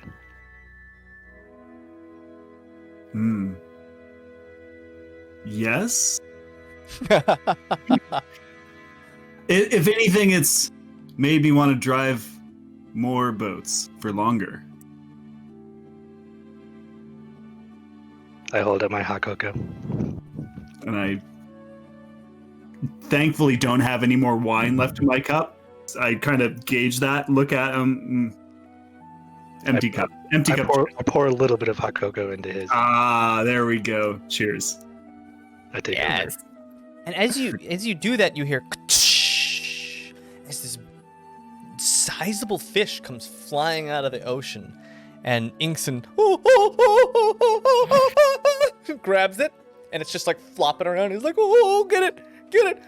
And then you see Frogrick just come over with almost looks like a pin roller. It's like a thin cudgel, and just whack, smacks the fish, and just it's out. Oh, thanks, Frogrick. Blink. Back into the ocean. That's teamwork. Just for flavor, can I just be like passed out asleep on one of the masts, like just like my arms and legs dangling? Just, Yeah. I'm just like Yeah. asleep. So like if you And look it's up almost somewhere, like like my arms and legs are just All dangling. night you were like sliding Mhm. to one On, side on of the mast. cross trees? Yeah. and then Perfect. yeah. That's it. Tellwise, what are you doing? I'm going to go show this guy how to follow through. with Okay. his, Yeah. So you walk over to Inkson, and he just. Oh. Hello. Hello. Hi, good morning. Hi. I Good noticed morning. you're trying to fish. Trying to fish? I just caught a fish. Yeah, you're doing great. But I just noticed your form's a little bad. Could I help you a What? little bit? My form is bad. I'm the I mean, best you- fisherman on this boat. You're doing great. You're doing great. But you're wind up. You could cast a little further. You might get some bigger fish. I'm gonna Well, I need a shout. bigger He fish. is the best fisherman on the boat. Yeah. Who are you to tell me how to fish? This is my I'm- my boat. He takes his little like flagella and just like. My boat.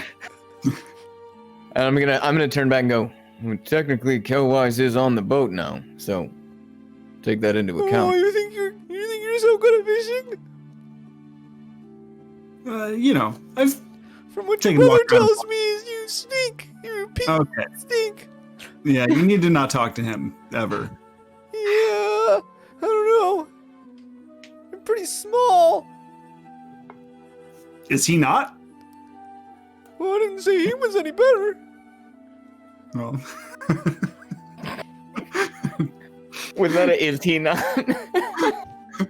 How big is Inkson?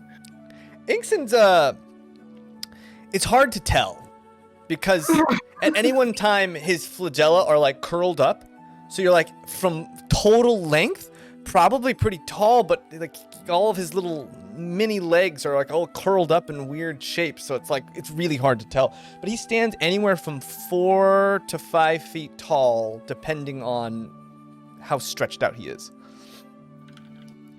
I just turned to Kellwise. Are you gonna take that? okay. Yes, I am.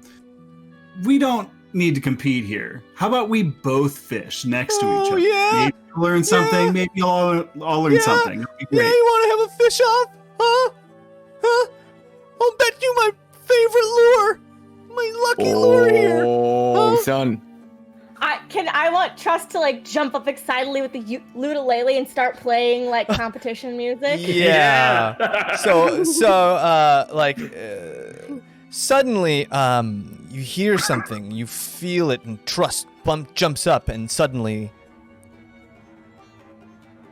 this like rough, almost bullfighting music spawns out of Trust's ukulele, and Inkson's just staring at you, kind of leaning over to get the first rays of the sun to shadow over you.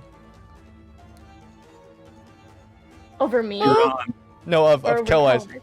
Oh, okay. Alright, here are the rules. We get 1 hour. We gotta catch the biggest fish. Whoever catches the biggest fish. Here's the thing though. You can only keep 1 fish. If you want to keep fishing, you gotta throw it back. Wouldn't it be better to at least keep it to eat and things? Yeah, we want to eat, right? No, this is a fish up. Wow, this is more. You keep it down. Biggest fish, 1 hour. Ready, set, go. And he kind of blink. Those are the rules. All right, those are the rules. So I'll pull out my my fishing tackle and we'll go to work. All right. Yeah, can I like do a dramatic stop and be like, right, everyone, treat each other right. No bad blood, and then keep going. All right, and the music starts up again. For the first 10 minutes, Kellwise, give me a d20 roll and add your survival. My survival. Oh, well, it doesn't. Let's try it again. I'm gonna be prepared by the deck to like throw any fish out that they don't want, so they can just go back to fishing real quick. You know. Okay. Nice. Yeah. 19. 19. The first 10 minutes, you snag something sizable. Give me a strength check. You start to reel this thing in, and it's different because you're used to these boats being small and not being nearly as far out, but you're in the deep ocean. Fish can get huge out here. Yeah, 17 minus 1, so 16. 16. So you manage to reel up this fish, and right at the same time, Inkson pulls a fish out of the ocean as well. Roll a D100. Before we see how big these fish are, I want to go over to Riptide and just be like, 5 gold, my man, best yours. What? 5 gold, my man, best's yours.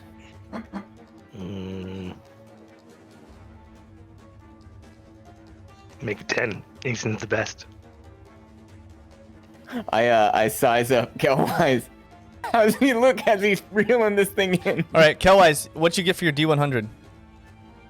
You can't see that 1, but it's a 1. Oh. You rolled a 1? All right, so Kellwise, you're struggling. You pull up this enormous fish, and as it's coming out of the water, it falls off, and it had bitten into this tiny little guppy that flops onto the deck. And Inkson's fish he pulls up isn't that big. It's on the smaller side, but it's a whole lot bigger than what Kellwise pulled up. But Inkson looks at it, grabs it, and you can't tell if Inkson just fumbles it and the fish falls back into the ocean, and he's just like, oh, and then grabs his pole and plink back into the water. Looks like he threw his back. Yeah, I throw my 1-pounder back. Yeah. Okay. Yeah, you rolled a 1. I'm gonna look down at Dez and say, double or nothing. Wait, no, I thought this was for the whole. You want a 10,000 gold? Oh, double or nothing. Fine. Okay. The next 10 minutes, give me a survival check. I'm gonna start to like steer the boat like in jittery like motions. Whenever Kellwise tries to like cast his fishing pole, I'm gonna go goop. Okay. Yeah, Kellwise -2 to whatever you. Whatever you do. 16 then. 16. You still managed to catch a fish with your superior skill. Roll a strength check, and then roll roll a strength check. 16 minus 1, 15. 15. Big old fish comes out. Roll D100. I'm frantically just staring at Trust. 56. So yeah, a sizable fish comes out of the ocean. You can either choose to keep it or not, but it seems like Inkson is having a hard time, and he looks over and he's like, oh, poop, poop, poop, poop. Come on, lucky lure. Come on, lucky lure. We're doing this for an hour? Only Yeah. someone could be inside. This is the second set of 10 minutes? This is the second set of 10 minutes. I make up a theme song for each of them. Yeah, and you guys notice, like, Riptide is obviously trying to mess with this. It's almost like there was no rules about outside interference.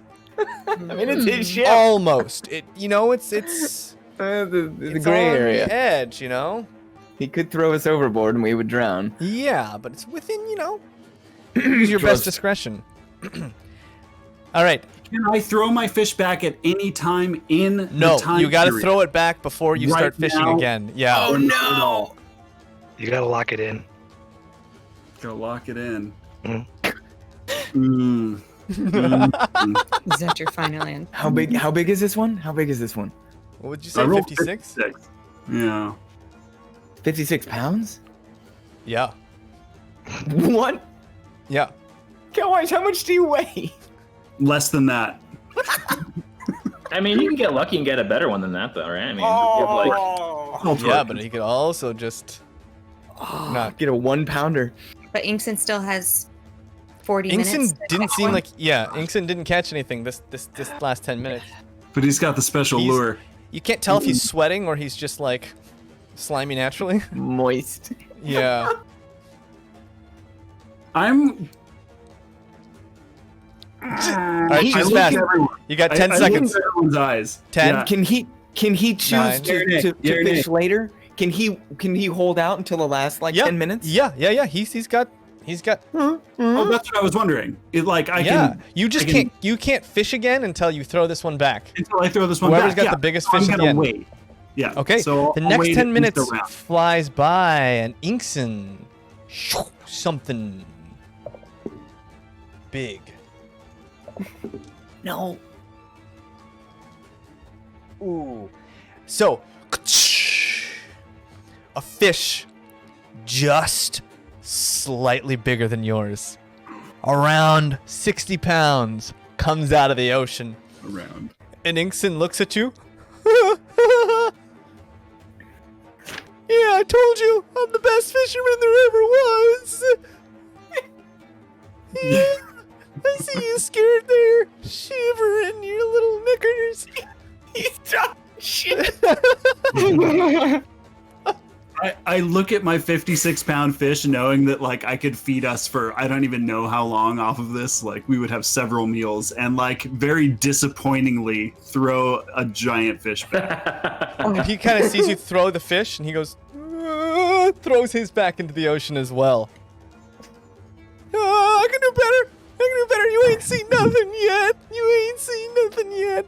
Now half the he's time is goatable, gone. he's goatable. You got about 3 more sessions with this fish. Here we go. He throws it back and kaplink, just soft into the ocean. I'm gonna shout towards Paulette. Paulette, you see anything big in the water? And Paulette goes and looks down, and you see Paulette, and Inkson looks up to Paulette, and Paulette starts making weird hand signals that there's no way in your wildest dreams you could. And Inkson runs over to another side of the ship and kaplink, puts his lure in, and then almost immediately you see Look for fish. he starts pulling on something, and it's massive. Look for fish. Look for fish. Ah! Fish! yeah. Are we awake? Can I go out there too? Yeah. Yes, This- get out of At here. this point, Okay, everyone's been like, I didn't know if we're upset. awake or not. Kelwise, what are you doing? Wait, can I look for fish? Fishing. Yeah. Give me a perception check. A perception. Yeah, can I I'm, go to this- I'm looking Pup, for you. Pups Because way I'm up, way up high. Yeah. Hey, Bobby, this is on I'll you. wait for Pup's perception. check. Oh, don't say that. Can I go to the side of the boat? 21. Oh, that's a good perception. 21. Yeah, because you saw You can Maybe someone could see inspire him as well. You can see him in the water, and you kind of picked up on what Paulette picked up on, and there was like a little school of fish running around, and then a big, dark blob would like chase it. And Paulette gave him the perfect hand signals to plink his rod right in front of that big mass, and a huge fish comes out. Now, it's hard to tell how much this fish weighs. It's definitely bigger than his last one. Not by a lot, but it's bigger than the last one he pulled up. Do I see anything else? Yeah, and so you see those big masses following the schools of fish. Big one eating little ones over there! So yeah, Kelwise, Pup points in a direction. What are you doing? Yep. I will take Pup's word. And Did we get a long rest? Was this a long rest? Yeah, we did. Last We night slept you got all a long night. rest. Yeah. Okay. Everyone but Kelwise got a long Everyone rest. but Kelwise. Right. now Sorry. ripping ripping things out of the sea Why that are did I twice not? his size. No, it was never made official. I was also kind Rizik? of not sure. So Rizik? Okay, Is well it? then, if we got the long rest, I'll start playing the new Cowwise theme song I've created and give him some What is bardic it? inspiration. What does that sound like? I forgot. I forgot what that sounded like. Fish. It sounds a lot like Stardew Valley music. Okay. All right.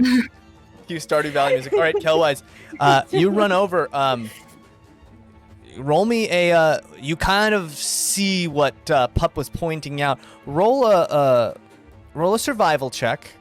Okay. You are inspired. Roll a survival check. Yeah, what's the inspiration? Is that an Proficiency. extra D6? Well, You I can don't add remember. it to any roll. Yeah. Okay. After you see the roll, you can add it if you want. Yes. and then James after he finds his fish, I'm gonna try to like do a little bit of illusion stuff to help out. Just FYI.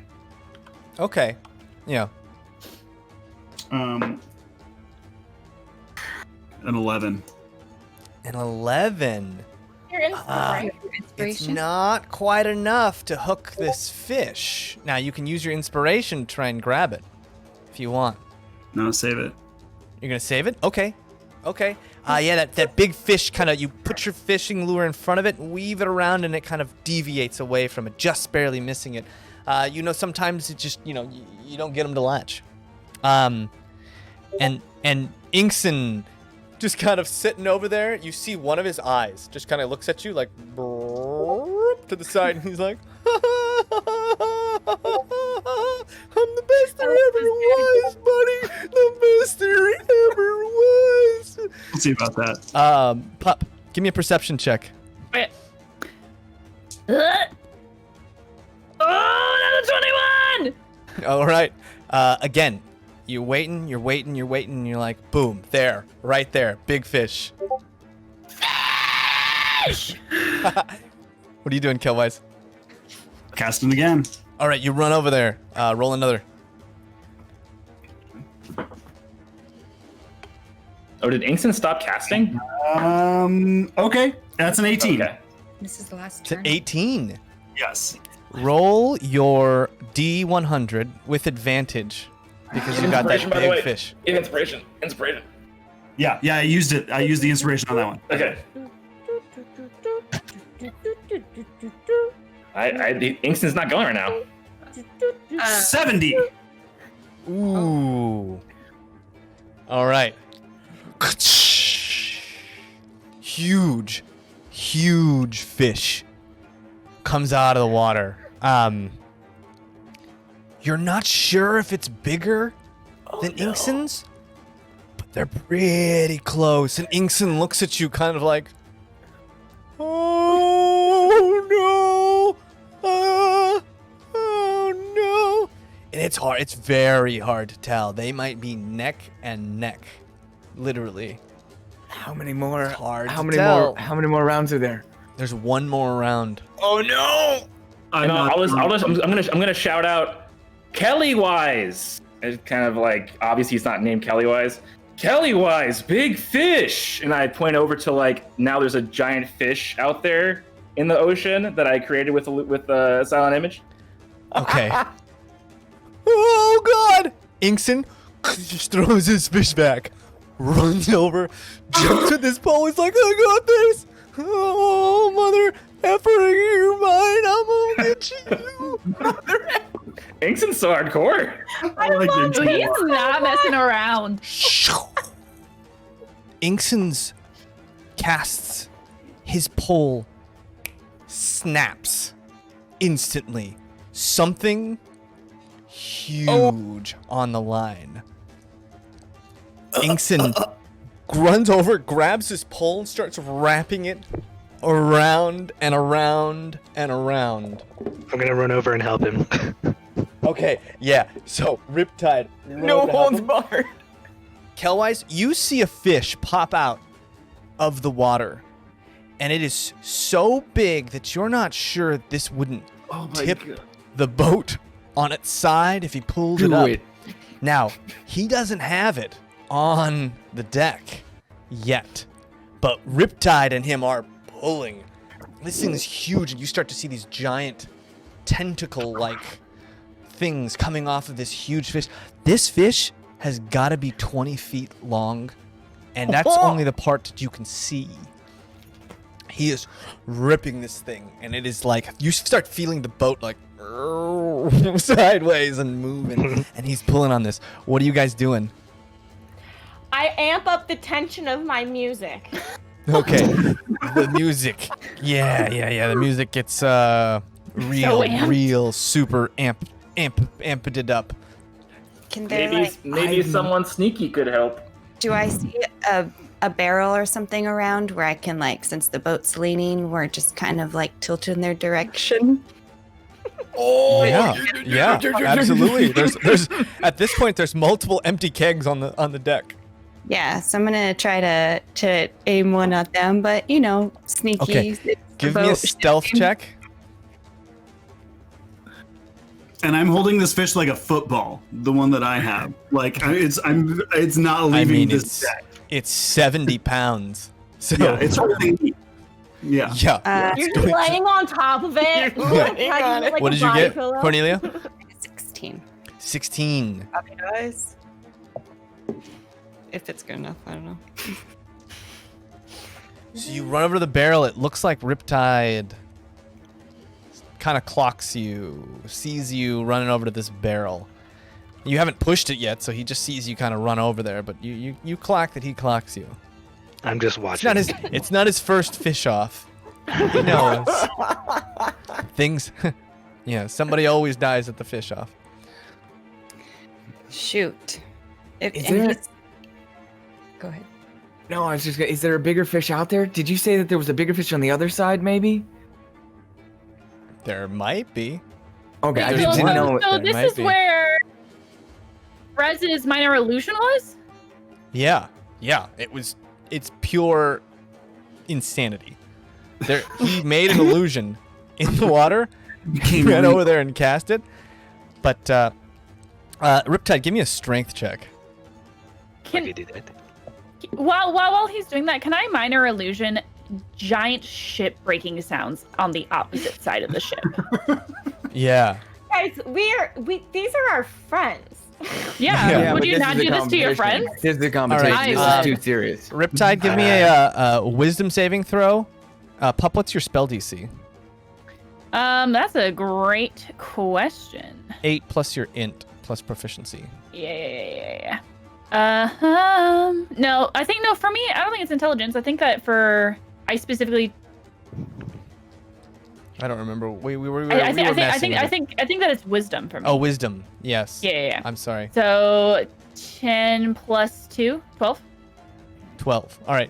Roll wisdom save, Riptide. I got an 8. An 8. So boat breaking sounds. Not good boat breaking sounds. I let go. Breaking sound. Okay. What's breaking? You let go, and Inkson gets against the side of the deck. Oh, I'm gonna take this opportunity to knock the barrel over. Okay. Well, you knock the barrel over at Inkson? Well, just on it, but if the boat's still leaning towards him, right? Because it's so Yeah. hopefully, Yeah. It just So- is falling on the ground and slowly. I'm shouting towards Paulette. What's breaking? Okay. Paulette's like, I don't see anything. I don't see anything. As a barrel explodes and just nails Inkson. And he's just out. You just completely knocked him out. He's only held onto the boat by the fact that he's just tied by this fishing line that seems to be cutting into his body and slowly cutting through him as he's just like being pulled I got by a this dagger axe. massive I'm gonna fish. cut I'm the gonna line. cut that line. Yeah. Yeah. Cut the line. No. I grab the line. Okay, yeah, Riptide runs back, grabs the line. Inkson falls to the ground. Riptide, give me another strength check. Okay. 22. 22. You pull harder than anyone's ever seen a man pull, muscles bulging on top of his Can muscles. I tickle him? And Can you I tickle hear, you just, well, you run up to tickle him because you're kind of on this deck, and then you hear a sound like a, and the fish's head ripped off, attached to this lure on deck. Riptide has ripped this fish's head off. Just. And you see that shining lure just hooked in the end of its mouth as this fish just kind of. Does the head look bigger? Literally that emote. Literally I don't wait to find out. I just plop the gold in front of Dez, and then Well, here we go. walk up. We're gonna back to roll with helm. disadvantage to find out right now how big this fish head is. Oh my gosh. I put my hand on the gold, but I don't take it yet. Oh dang. You weigh the deck. You weigh the fish. It's hard to tell because this fish's got big bones. Big bone It's got fish. big bones. Thick fish. Riptide, you pick up Kelwise's fish. You're a pretty good judge of weight. It's one of your strange skills you've picked up as a fisherman, a trader of sorts. You set it down. You pick up the fish head. You weigh it. It's very close. Very, very close. But it's not quite as heavy as Kelwise. I throw the fish head over the edge of the boat and just say, And right about that time, Inkson. Yeah. Oh. Hey guys, what happened? "You lost your lure," and I walk up back to the helm. Oh no! Oh, the lure was still in the thing. Yeah, because it's in the fish head. Oh, that's so Oh, mean. I'll say I grabbed it before I threw it off the edge. Okay, yeah, he probably grabbed the fish lure, yeah. I lost it. I lost. What about that big old fish I had? Oh, it was killed in action. I don't know what happened, and I continue to walk to the helm and Oh, Can I just go over? responsibility. I put a hand on his shoulder and said, the front fell off. the what? One of the front of your fish fell off. It ripped in half, Inkson! I hate to say it, it ripped in half! No! I want to run over to Inkson and be like, "No tears, mate! This was a friendly competition. You're both incredibly talented. You're both excellent fishers. I don't see why anyone needs to be upset here. You both did amazing things and entertained us all. Thank you very much." And I slap him on Very the talented. kind of back he has. Yeah, I hold out my hand to shake it. Yeah. You hold your hand and he just kind of takes his lure and puts it in your hand. He doesn't even shake your hand. Well, yeah, and I put that in my other hand, and then I extend the hand again. I've only had 2 possessions in my entire life that I've cared about. And this is one of them, and the other one got stolen last season.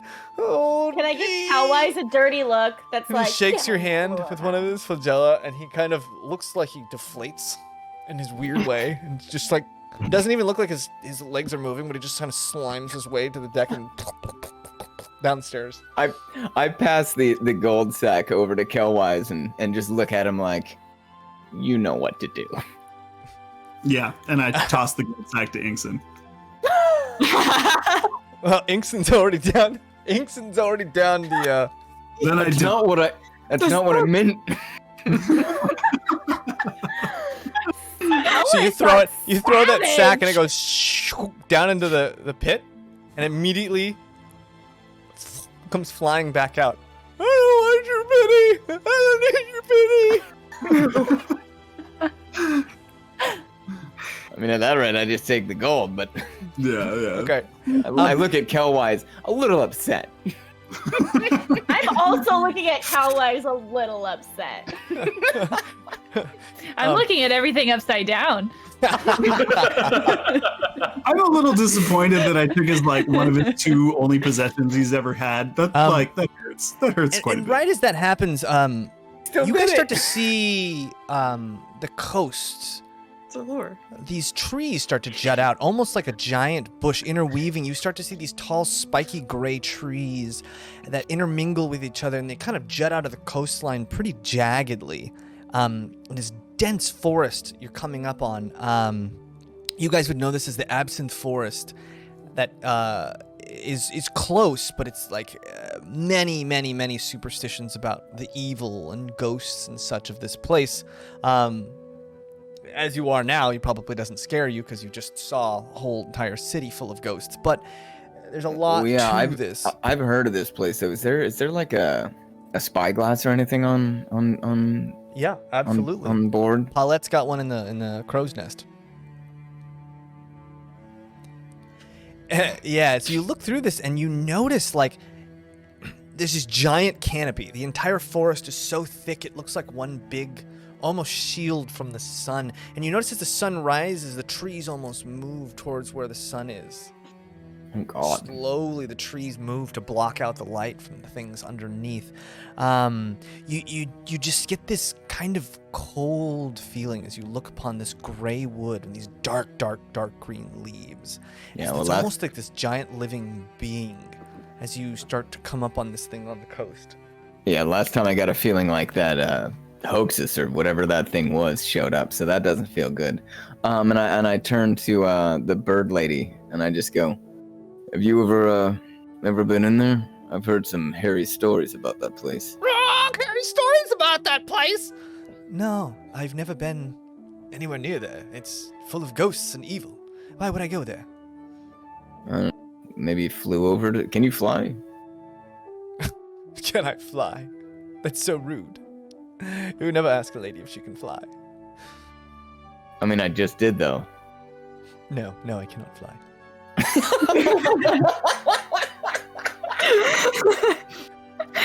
But I can glide with style.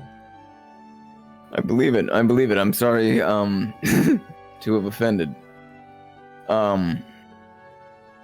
How far does that thing go? How far does that forest go? Like, I've heard of this Yeah, forest, the forest, but the forest in itself ghost is stories. long. It's very, very long. You can't see. I mean, from your vantage point, you see it goes off, but then you also see there's like a thick cloud of mist, almost God. encompassing the top ends of it, further blocking out whatever light would have gotten through the leaves.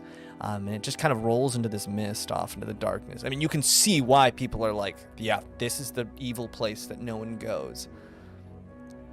I just hand back the spyglass, grab onto one of the lines, and I'm sorry for asking if you could fly. And then I just slide back down to the deck to everybody. Yeah. That's yeah. that's the Absinthe Forest there. That's a scary place. Kind of want to go. We shouldn't. I kind of want to go. I used to, hear ghost stories about that place when I was a kid, actually. But now that Right. we've seen what we've seen, not so scary anymore, really. I mean, Unless it's actually worse, right? I don't remember It's hearing impossible, ghost right? stories Couldn't about the pit. No. Good. Yeah. Good though. Where's Riptide? Does he know anything about that place? Where's the captain? Captain! I'm at the helm, just like disappointed. If you can be less disappointed for half a second, you know anything about that place? It's real scary. You ever been? Never been. Know anyone who's been? No, but we've been able to hug the coast and never have any issues. At least around here. That's good to know. So if we don't poke it, it won't poke us. Is that what you're telling us? Pretty much. Yeah, that's probably good Kind of advice. Probably just a calm acquaintance with that coast. Yeah. Interesting. Yeah, and so We you guys shouldn't you guys continue for what feels like hours and hours and hours, and the forest persists, and then night comes, and then day. Keep. Yeah. What's up, brother? Days are just flying by here. Well, I mean, we have I was 2 gonna do weeks, right? something. We've got Yeah. weeks on this thing. Yeah. So Right. what's everyone doing?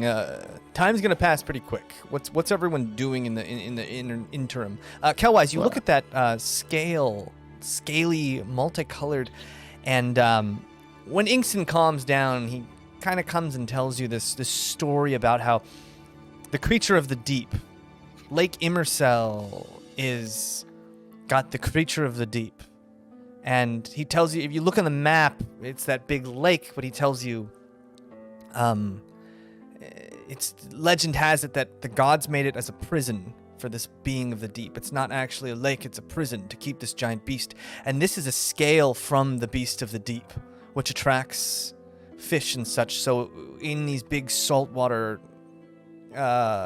things, effectively it gives you advantage on fishing checks anywhere in the ocean. It's yeah, and he said it was passed down through his family for hundreds and hundreds and hundreds of years. Now, you're not sure that he can even count to 100, but, you know, he really lays it on thick, trying to, you know. And this is after, of course, you probably pass out for a good 12 to 16 hours after all this, and he, you know, this is all after that. Yeah. Yeah, and, I'm warming up to it. He might get it back. He probably won't. I'm gonna want to try it out a couple times first. What are the rest of you guys doing during these days and nights? I would like to learn. I would like to try and teach myself how to juggle to go along with my performing. Yeah, roll a performance check.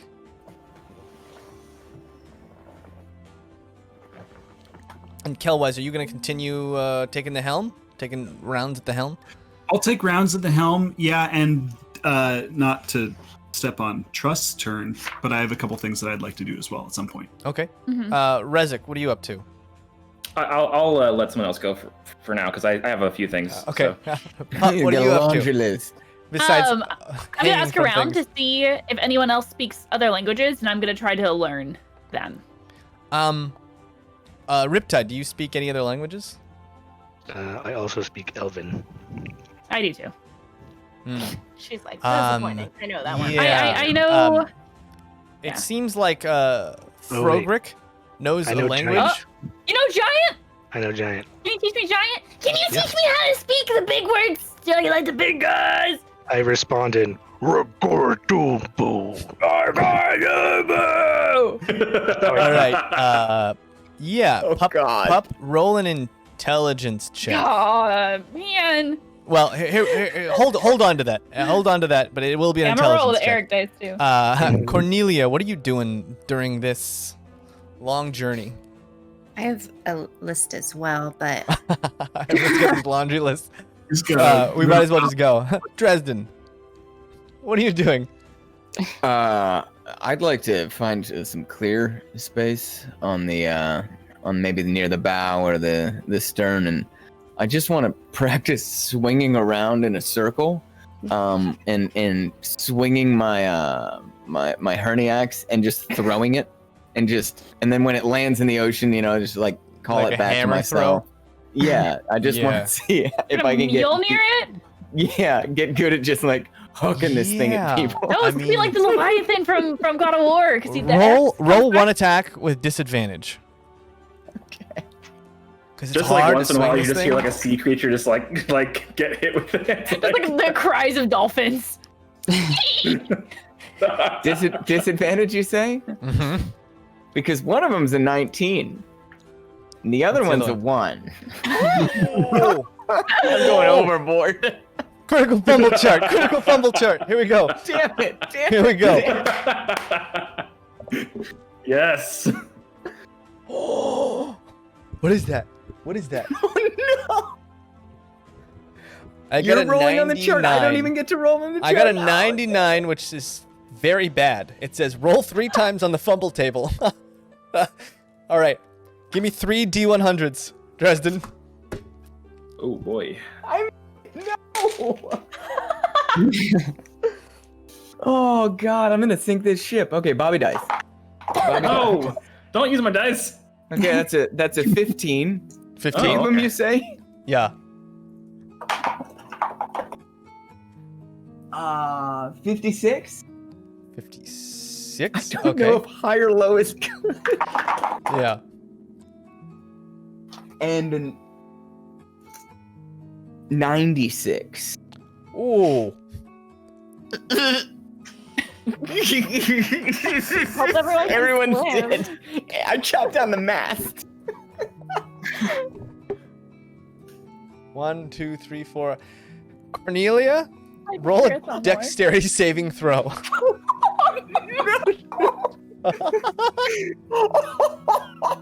Where am I at? Oh, here there. Tried to find a clear space. Oh, Bro. 14. A 14. Yeah, 14.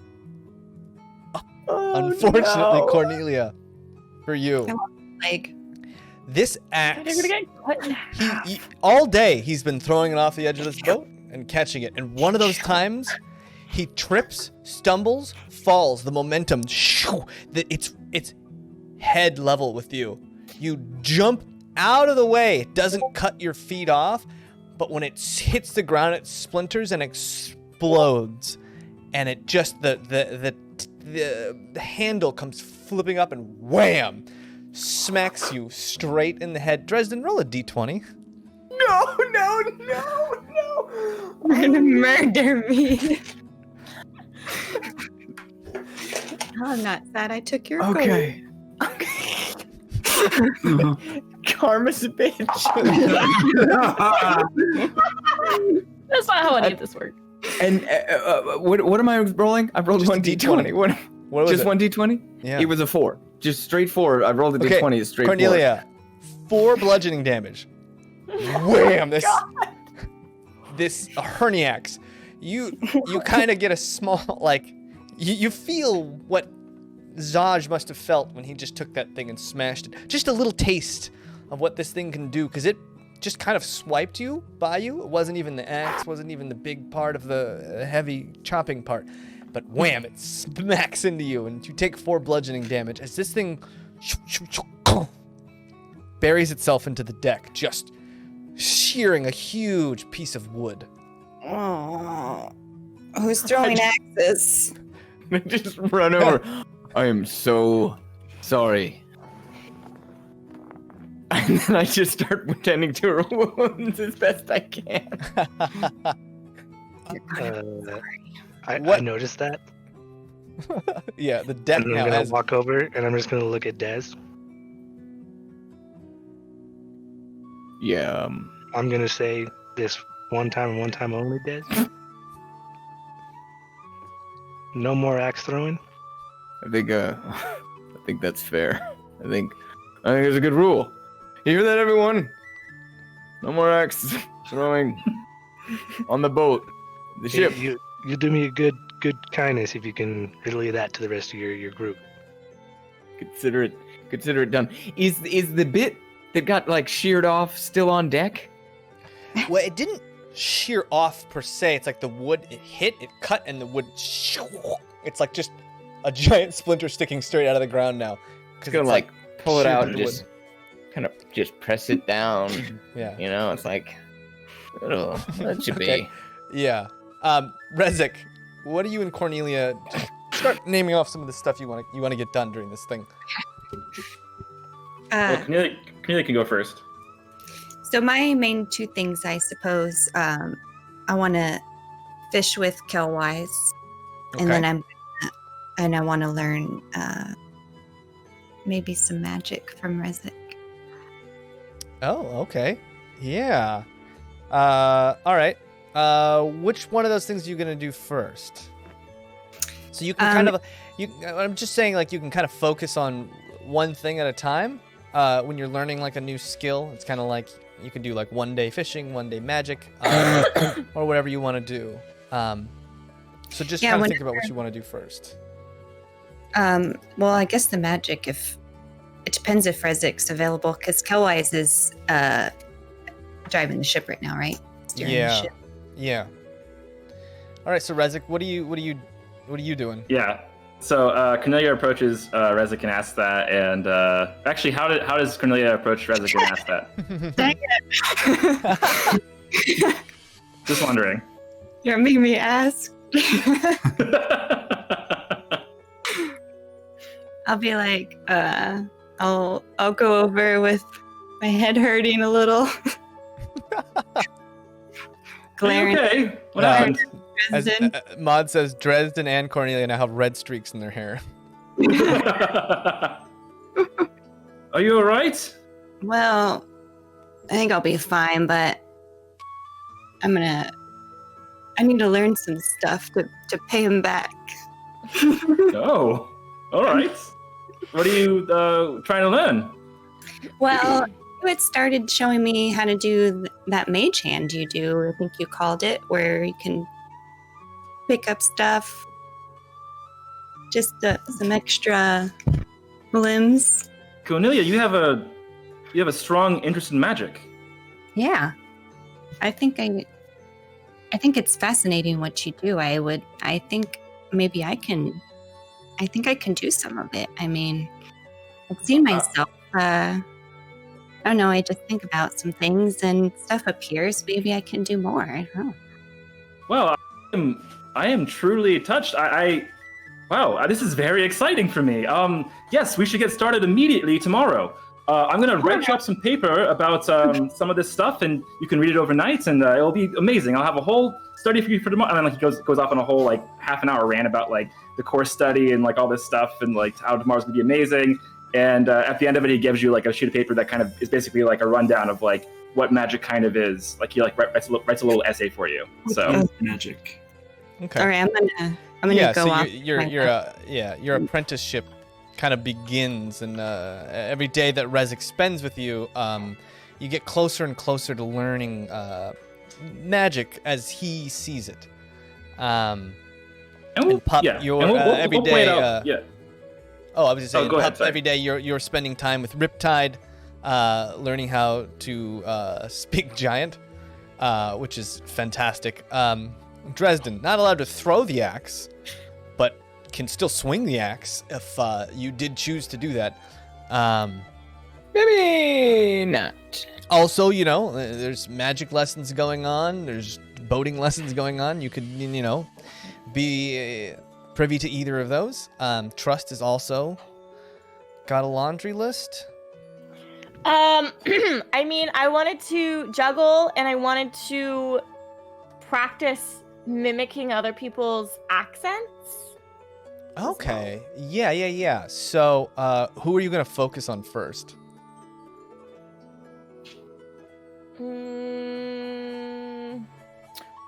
Rezik.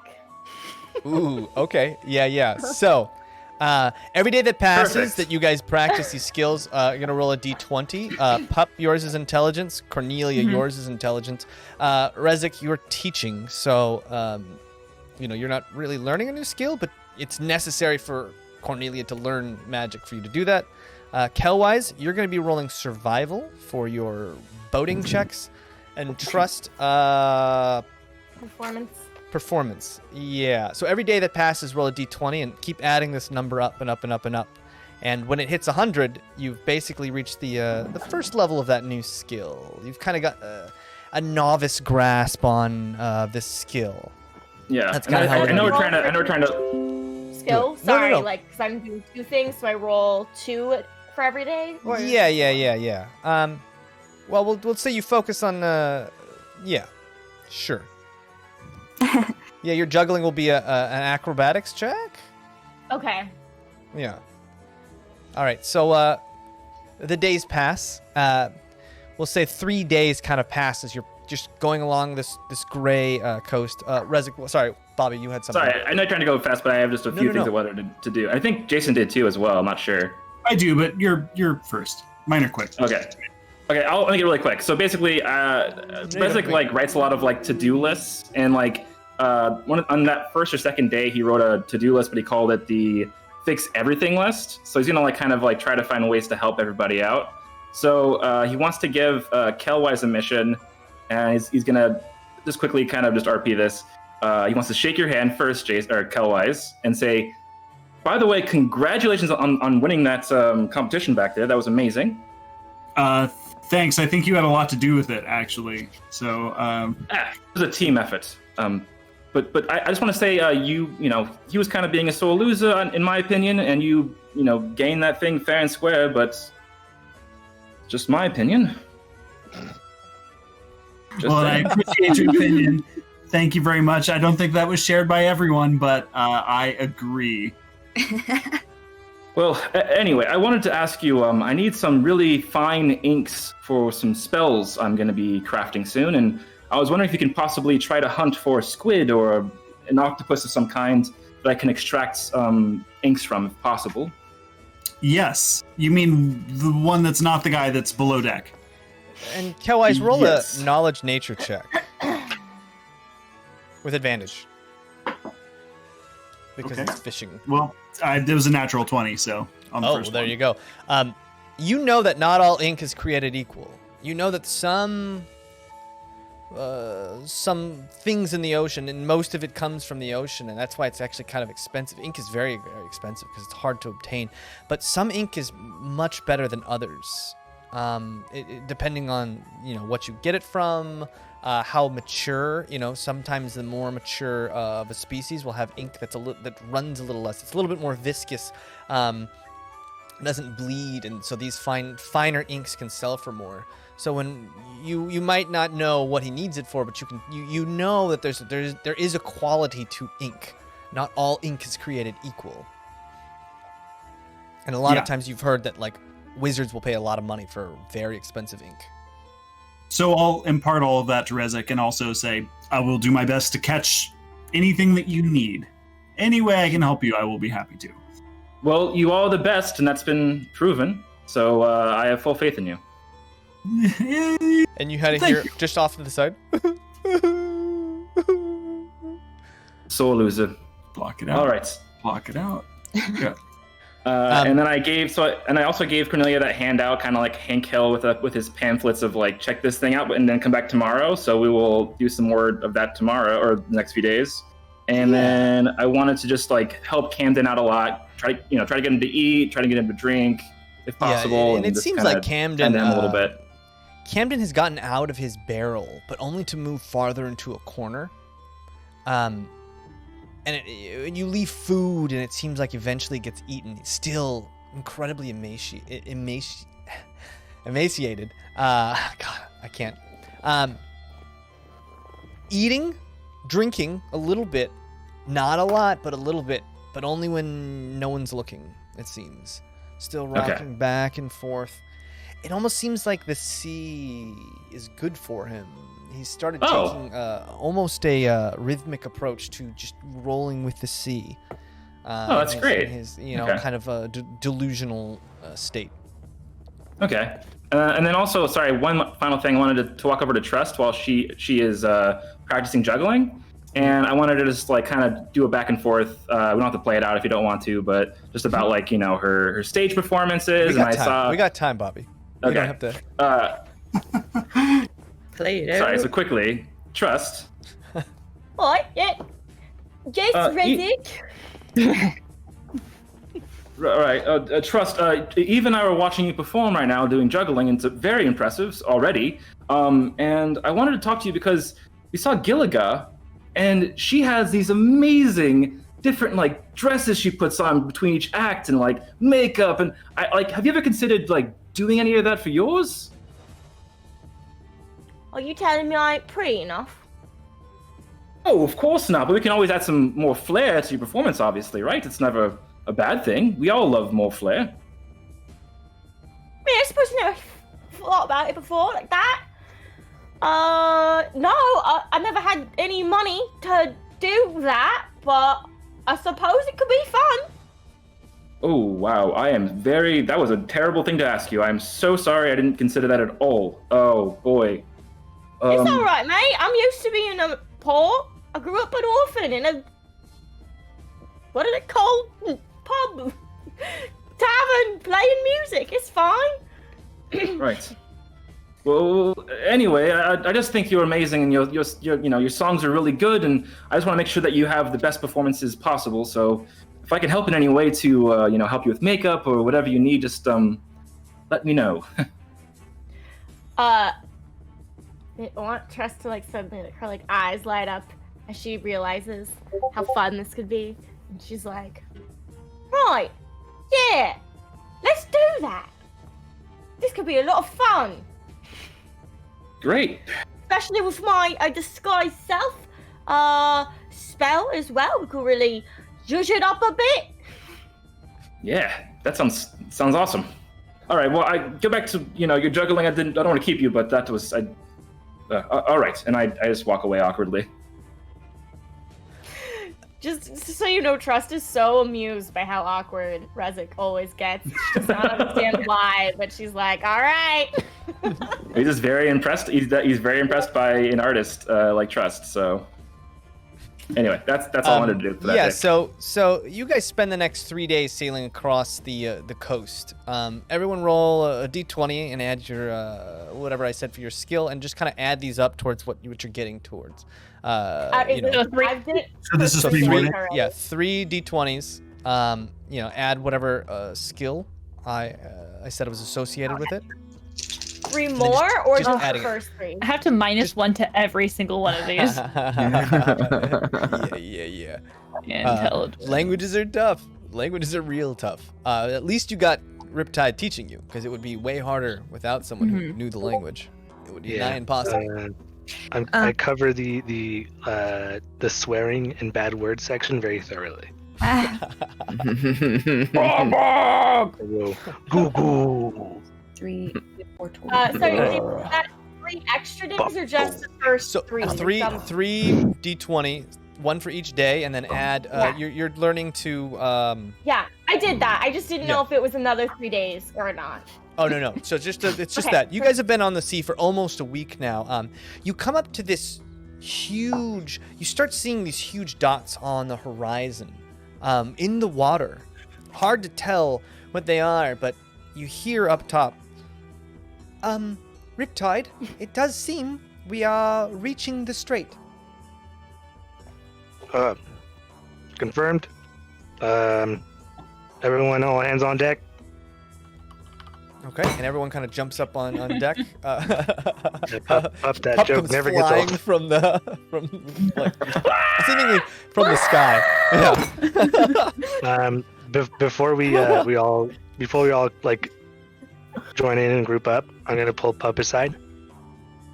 Yeah. I'm gonna say, Pup, we're coming up to a point. We're gonna get through it just fine.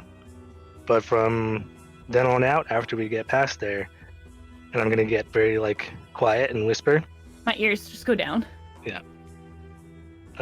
Every night after this checkpoint, we're gonna have to burn a sock, and your job is to take one from one of the crewmates or one of your party members by the end of the day and light it. Burn a sock. Yeah. That's the foot clothes. I'm gonna take off mine, and I'm This is gonna the first one? I'm gonna hand it. This is the first one. Whoa. Okay. Reminds me of my poop tree. That's your job. Make sure we get a burning sock every night. Okay. And then we address the rest of the crew and the party members. I'm gonna say, all right, we got a checkpoint coming up. We all got our papers. They're just gonna come check us for those. They're gonna check some of the cargo, but we have that kind of locked down already with them. They're just gonna do a bit of a routine. We're gonna have our other customers in their places just to be on the down low key, hiding for a while. We should be fine. Just follow the crew, follow my word, and we will be able to get through no problem. Great. Any Okay. questions? Anyone got concerns? Sounds good. Just let me do the talking. You You got it. guys start going up, and you start to see multiple dots in the water. Dresden, you recognize these as you and Rezek recognize these as the capital city's navy, the commissioned navy. It's pretty separate from the city forces. You know, they're almost two just completely separate organizations. They do both work under the Grand Prime Sentinel, but they don't intermingle a lot. You know, you've seen a couple of these like admirals and such, and sea captains and such, sea marshals. Quick question. On a scale of 1 to 10, how little respect do I have for them? Spending their time out on the water. There's a lot. Bathing and sunbathing. You know, you guys have the Ashen Riders to hate. So it's not that you guys hate each other, but you do give each other. But It's a lot of ribbing back and forth, generally speaking. Now, under the circumstances, you're no longer, a commissioned soldier, and just put the salt in the wound. That's fine. That's fine. Yeah. But I mean, you're a veteran. You both are. So, yeah. But as you start to come up, you start to see a ship, one bigger than the other, and as it starts coming into view, you notice 1, 2, 3 stories of gun hatches on the side of this thing. This ship is humongous. A triple-masted, basically a galleon, I think. It's huge, and it's maybe 150 feet long. Its sails are almost bigger than your ship, and it just sits kind of the jewel of the Navy in the water off in the distance a little bit. And a smaller ship, smaller than that, bigger than yours, kind of starts pulling in up next to you, and Riptide kind of pulls the ship up close. As that's happening, what are you guys doing? Sweeping the deck. Okay. Yeah. Yeah, you sweeping the deck. All the Upside rest down. of the crew seems to be, pretty You guys should get Camden in his barrel. nonchalant. I'm making sure everybody underneath is all packed away nicely. Okay, yeah. Camden is in a corner. A nice little nook out of the way. It'd be tough maybe to get him into a barrel again. Do we have a box that's empty or anything like that? It's got to be a barrel. I can do a minor illusion, a barrel around him. At least he's covered. He can be free. No? It's got to be one of our barrels. Get him in a barrel. Great. Well, we got to get him in a barrel. I will play my lullaby and my soothing rain sounds while they Okay, play a performance wait check. for... And then Dresden. Hey, Really buddy. good friends with this guy. You've been through a lot with him. Yeah. You have that, inner connection, or at least you had an inner connection with this guy. What'd you get, Trust? 16. Your performance? 16, yeah. And he seems soothed by the rocking and everything. Goodbye, Camden. Get in the barrel. Give me a Just persuasion check as you try and appeal to maybe whatever humanity this guy has left. Okay. Persuasion. Yeah. Didn't realize that was a negative one. 16. 16. Yeah, Camden. There's like he almost has a lucid moment. You see his eyes just kind of look at you, recognizes you, but then back into like a childlike state, crawls into a barrel, almost not looking at you. It's almost painful for him to not, react in this violent manner. Yeah. Moves into a barrel. you manage to get the lid on, and then the fake lid, and then the top lid, before you start to feel it, like the barrel shake a little bit, like he's hitting the sides, like, you know, he's holding it in as best he could. It's maybe the first glimpse of the old Camden that you remember. Maybe something about him is still deep down in there. Yeah, just in that lucid moment, I just want to kind of just whisper in his ear as he's going in, just, you know, there's an enemy patrol. Keep quiet, real quiet. Okay. Yeah, and it's hard to tell when he's in the barrel. You know, you hear those fidgety slaps and stuff, but you know, that just might him waiting to get himself under control. It's hard to tell. Yeah. But you do get him into James, a barrel. Can I tell, like, when he has that, like, weird kind of moment, can I tell if it's, like, him being controlled by something, or is this, like, he just really just, like, is this too emotional? Yeah, no, it's impossible to tell. You just had this this gift of a second. Maybe. If that. I mean, it seems like you did, but yeah. There's really Just nothing wondering, cool. you could tell. Is there anything we can do Ander also to doesn't cover have the paper, sound? right? Yeah, no, Ander doesn't. I mean, not really. I mean, the hold's just full of barrels. You might be able to stick I it wasn't- like in the back, way off in the back. I wasn't asking you. I was asking our friends that can make noises and stuff like that. Oh, I see. So anyone that might be able to make covering noises or Well, Pup silence, has that things one like spell, that. right? Yeah. I don't know can't what get the down. last for. Wait. What do you need? You made us really. What you kind made of us. You made us Well, really quiet that one time. Maybe you can. Yeah, I did. But then I think they would notice if I did that in here because everything in here would be no sound, even them. Can you put it in like a specific spot? Yeah, but you know, it's kind of a big spot. Can the edge hang out of the room? Yeah. I think maybe. Can I do that? Because it's a 20-foot dome, 20-foot circle. Yeah, it's a 20-foot Yeah. sphere. Down Yeah, into the that's the ocean. word. Yeah, you could try and make it smaller. It Or would require a No, just like a- positioning. Yeah, is Yeah. it one of those things that, like, yeah, if we push it's a him to the 20-foot back, radius can sphere. it So yeah, if kinda you put him in the corner and you cast it maybe on the very bottom in the corner, you Yeah. would still reach 20 feet from that point. So there'd be parts of the boat you got to keep people away from this part of the boat. Oh. Maybe you could just keep that in your back pocket in case.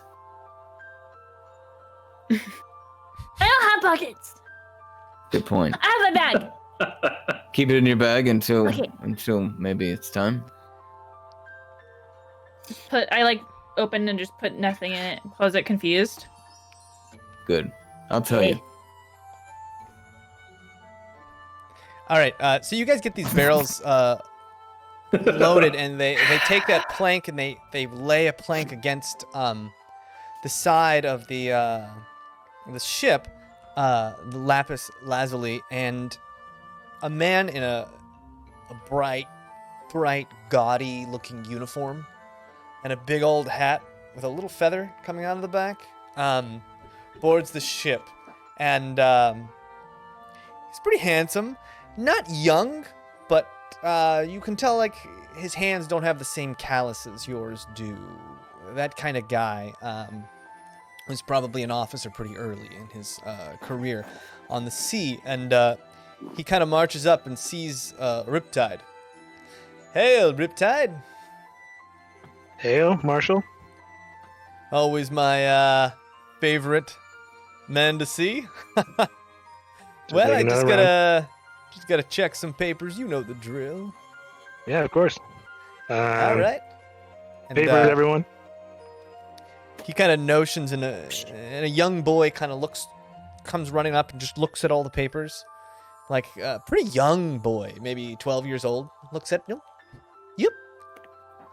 yep, this looks good. Yep, oh, yep. And he's like, well, Riptide, you any contraband, any illegals I should know about? Not that I know of. You wouldn't tell some of- me even if you did, would you? Well, maybe some of the ale might be more of a foreign type, if that counts. Foreign type ale. You know, I've never had a foreign type ale before. Well, be happy to get you some. Trust. You gonna help me out and get some ale for our friend? On it! Yeah, Jimmy, go check on the ale. Go help her out with it. And this little Jimmy kid, just get one more check one more. Checks one more set of papers. Swift. Jimmy kind of runs down to help you with this barrel. I'm just like looking at my bag, waiting for you guys to say go. Yeah. And Pup, you're in the back hiding, right? Me? I have Yeah. papers. Oh yeah, you had your papers. That's right.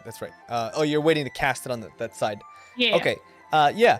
Jimmy runs down there with you, Trust. Yeah, it seems like you're not hearing a whole lot, Trust. I mean, you knew that Camden was down there, but you're not hearing any banging or clanking or anything. So you guys managed to haul this, and it's heavy, and you two were the wrong two to get this. But you managed to get it up on the deck, and he's like, "Wow, foreign ale, you're so nice. Riptide, you shouldn't have. Ha ha ha, old chap. All right, get it on my ship. Have a good one." And he just kind of takes his barrel, like, he was literally waiting to the second you plop that ale down, grabs it, and just leaves. Like, Bribes. boom. Yeah, just the plank goes up. You hear, "All right, we're good to go. Let's head on our way." And you see, Riptide explains, you see this giant strait that flows out of Lake Immersol, and it's a quick moving strait that is maybe 25 miles wide, and it flows out, and you guys would know that this flows out into the Sifficap Sea, this huge giant ocean on the west end of the entire Soterian continent. You guys flow through this big estuary, and then it's about another day as the ship's moving pretty steadily. Kelwise, roll 2d20. The water is almost alive here. Everyone else roll a d20 for your skills that you're learning. Another day passes as you guys pass this blockade, and you flow pretty quickly down this the strait, which he tells you is a Kapot. It's called Kapotok Strait, and you know it's really the only way out of Lake Immersil, other than like one other way that Riptide kind of talks about, but it kind of is like it's not really a way out. It's just it's another dangerous way. We don't talk about it. And as you get to the end of this strait, a whole another day passes, and in the morning you come up, and something strange. You notice Inkson again at the edge of the deck. You now come onto this, what looks like on the west end, a huge sandbar. This massive 50 square mile sandbar, filled with thousands of types of birds, animals, all kinds of aquatic things just running, and the sandbar is covered in puddles and streams and stuff, and it looks like the ocean is almost peeling away from it. And you see Inkson standing on the side of the deck, looking around furiously. Where are you? I'm just shouting, "Let it go! Let it go!" No, little bastard! Where are you? And just ever so slightly, you hear off into the distant winds. You hear a lot of animals, but then you hear, and shoo, Inkson scans and he sees it. And you all kind of walk to the edge of the deck. You're like, what the hell? And you see the seal on the beach. And the seal has this gold chain around its neck. And Inkson's like, "Give it back, you stupid bastard! I'm gonna come one day, and I'm gonna get you!" And every time Inkson yells, the seal like points his nose in that direction and goes, like it's taunting him back and forth. And you notice the other seals on the beach almost laughing every time the seal says something tauntingly. It's like this gang of seals is just taunting Incent from the beach. It's the strangest thing you've ever seen in your life. And these seals are a little bit larger than what you would have expected, and they seem almost sentient. If you weren't, you're like, that's a seal though. But they have like this thing, and you see them kind of almost fin-fiving each other as they yell out things to each other. It's the strangest thing you've ever seen. I really like Incent, so I want to see this. And how far away is the seal? Maybe 500 feet off the deck. Yeah, I mean, the sandbar, it seems like the sandbar is incredibly flat and huge, but as you start to notice, there's almost 2 or 3 dozen ships that look like they were wrecked into the sandbar and have slowly just been getting sucked slowly to the center of the sandbar. And you talk to Riptide, and he kind of explains to you, like, high tide, this entire sandbar disappears. But it's still so shallow that many people, especially inexperienced sailors, will drive up onto that sandbar and get stuck. And there's some weird property of this sand as it flows towards the center of the sandbar and then gets sucked down under the ground. So, like, anyone who gets their boat stuck into the sandbar, it's done. It's lights out. You'll never get it back because it gets just slowly sucked. So all the experienced people know you got to go way around. You got to give this coast a pretty big leeway because you don't want to get anywhere near it. You don't even want to chance it. But that just makes Incent all the more, like, he tries to lean off the deck as far as he can as he yells at this seal. And the seal seems to be yelling back at him. And it's just literally the weirdest thing you've ever seen in your life. I'm shouting, we have no time. We are almost behind schedule. We have to keep going. Drop anchor right now! I'll go get him myself! I'll go get him myself! Give me 5 minutes! I'll walk over to Riptide. Is there a tender or any sort of rowboat on your ship? No. That was too much money. Damn it. All right, Can we just kill it? How about this? Yeah, Nope. let's kill it. Yeah. We're not stopping. We have to keep Pup going. wants to do it. Oh, We don't have to come stop. on. Hey, Nope. kill ice! Nope. Shoot it! Nope. From 500 feet. Yeah, fine. Don't think my arrows would make it. Yeah. Don't kill the seal. It doesn't deserve to die. I know I'm too far, but I'll start viciously mocking the seal to see if I can get it to come closer. Okay, yeah. Roll a performance check. Insult. to While this she's being. doing that, I'm next to Rip, and I just want to go. Yeah. So you yell at the seal, and you're like, what do you yell at the seal?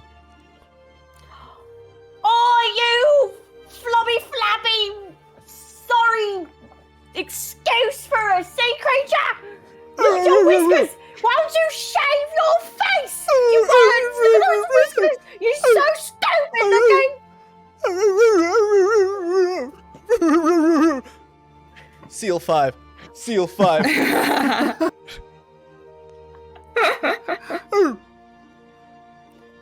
I look at Incent and I'm turns like, away, and it takes "Sorry, its like rear Droid." little flappy legs and starts flapping them, slapping the beach in your That's direction. vicious. That's vicious, that is. Ignore it. We have to keep going. Yeah, and it starts doing this just to catch the sun's What? gleaming off that golden chain. Out of all the things we've seen, we're feuding with a seal. This is the most. What's the story? What the And as you guys hell kind of happened? move by, Does it really matter, Dresden? I just need to. Well, I'm not stopping. But what So- happened? So Inkson hangs out at the bottom of the ship. He kind of hangs on the bottom and takes care of some of the maintenance. On the outside? There's And a barnacles yeah, down there. They need to clean them. hangs from the And bottom. they still Yeah, haven't I out know- here. I They remember. cleaned I the will barnacles, and get he to took it from me when I wasn't looking. I'll get to it. You so Inkson. stupid asshole. Inkson, stop. We're not stopping. Incento was below ship, handling barnacles, and he had a run-in with this seal, and he won't tell me what happened, but the seal got the necklace from him. And He now, sucker punched me. this- He sucker finned me. it's a different story every time. One would acknowledge that like a sufficient sentient crewmate would be able to handle a seal, but Oh, it's not just a seal. each their own, I guess. That's a dark bastard. Uh, That one right But over ever there. since, we've been traveling by this route, and this seal has been taunting our poor Inkson this whole time. I'm gonna hire a Let's see. hunting party. 15th rest. We're gonna get a hunting party. I'm gonna spend all my money. We're gonna hunt that bastard down. We have a I'm schedule. gonna We get can't. him. We can't stop for this. I'm gonna wear your skin someday. And with that, he kind of like slithers back down to the deck. It's clear by now that Inkson's got issues. Yeah. Inkson's just got. He's got a hard life, right? It's building character, but very slowly.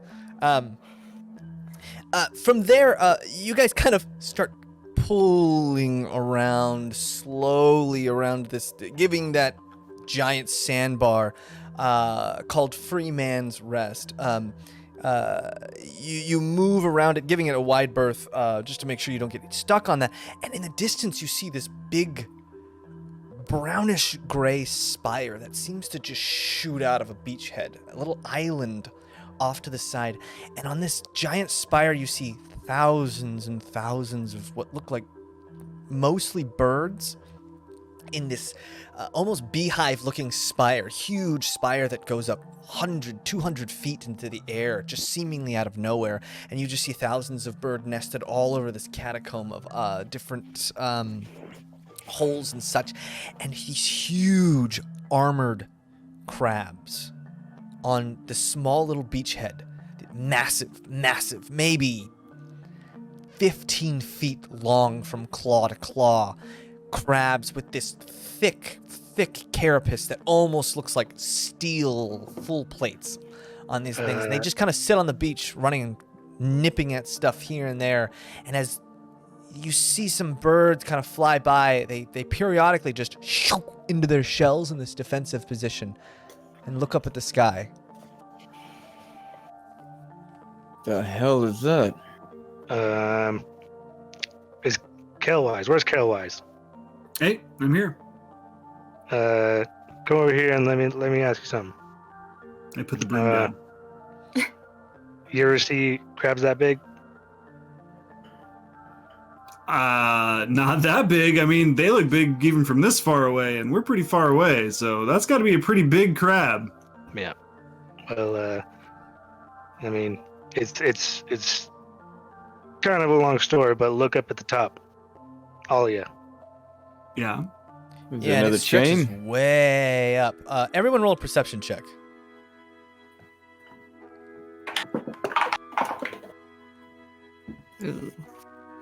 Yikes.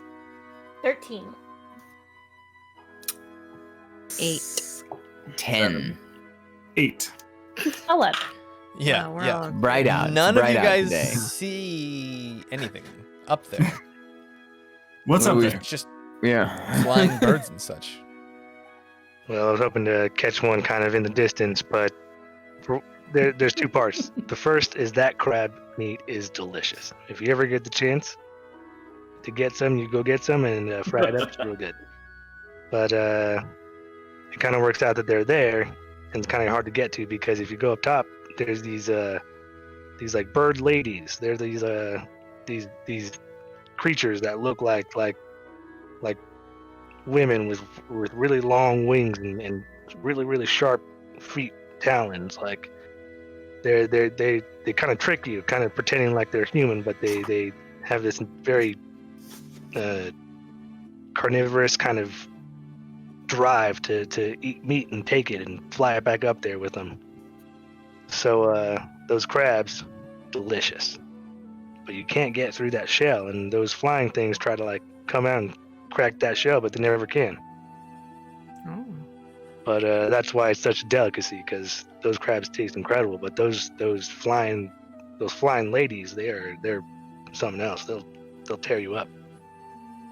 The territorial. Seems like it. We never really get close enough to find out much more, but my captain luckily was able to get some of that crab meat, and You ever try? what I wouldn't give to get some more.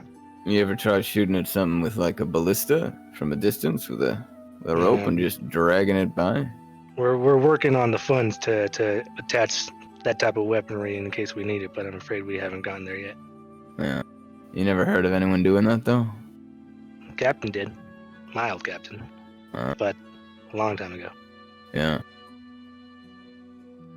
Yeah, because I wouldn't get anywhere near that thing. It's Yeah, that really- seems like it's all bad, but you had me at delicious crab. it's Yeah, that's a incredible. fair point though. Yeah.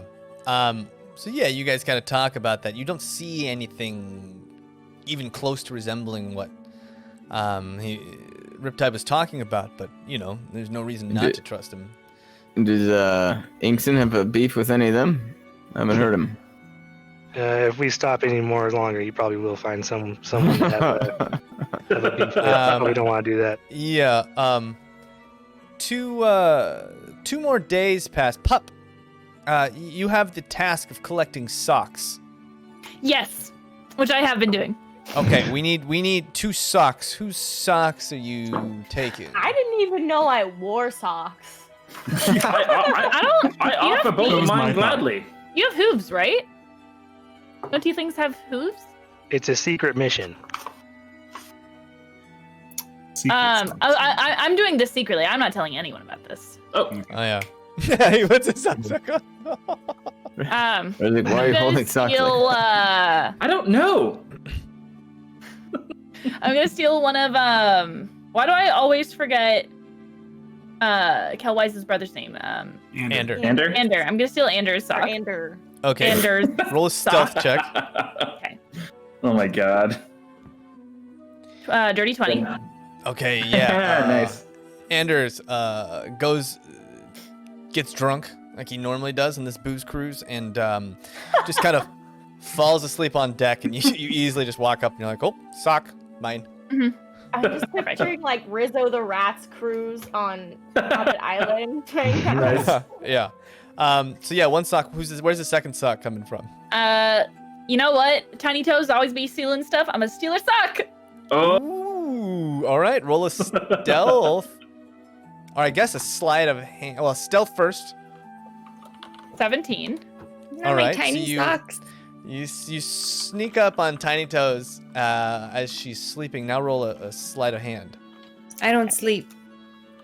I'm gonna knock you out and steal your sock if you don't. Just kidding. I'm not It's a kidding. sleight of hand.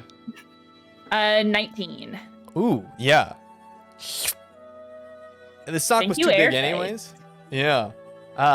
Yeah, Cornelia, you wake up missing a sock. I wear 4 socks because my feet are so small. I need double To fit in the pairs. shoe. So Yeah, it's so just- now your feet are offset. You have 3 socks on one foot and 4 on the other. I have 4 Can I socks imagine total, is 2 on each. incredibly. Oh, okay. Well, now you have 1 on one and 2 on the other. 8 socks. Perfect. Yeah. All right. So, Pup, what are you doing with those socks? I'm taking them to the captain. I don't know how to burn. Here's the socks.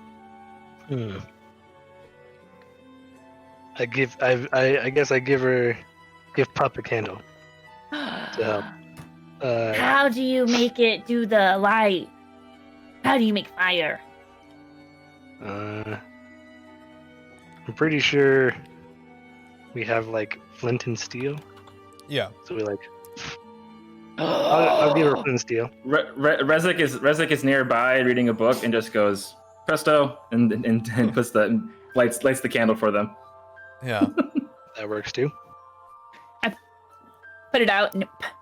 And it's really hard to Trying just to wet the help. wick. But you managed to get it lit eventually. Yeah, you managed to light it up. How do you say fire in giant? Fuogo. And I light all the socks on fire. Okay, yeah. It Each night smells you light one gross. sock on fire, yeah, and you throw it off into the ocean. Everyone, you can roll another, we'll say 3 days worth of skill. Oh my god, what practice. day are we on? You can still have another like 3 days till you make it. I rolled a 1 and I Okay. have a -1. I got distracted with the socks. Yeah, you make no progress towards your giant. You get really stuck on Fogo. You just Oh, kind of yeah. run around stomping around the deck. Fogo. When it gets to like the last 3 days, I'm gonna go up to Cornelia.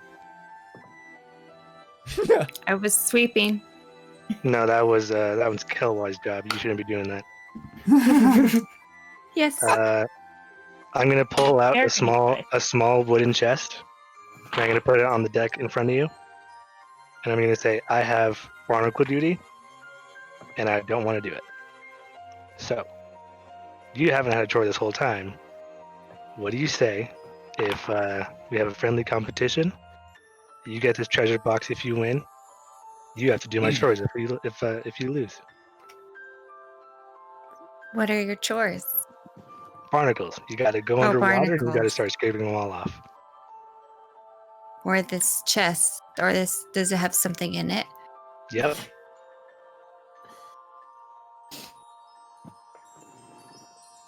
All right.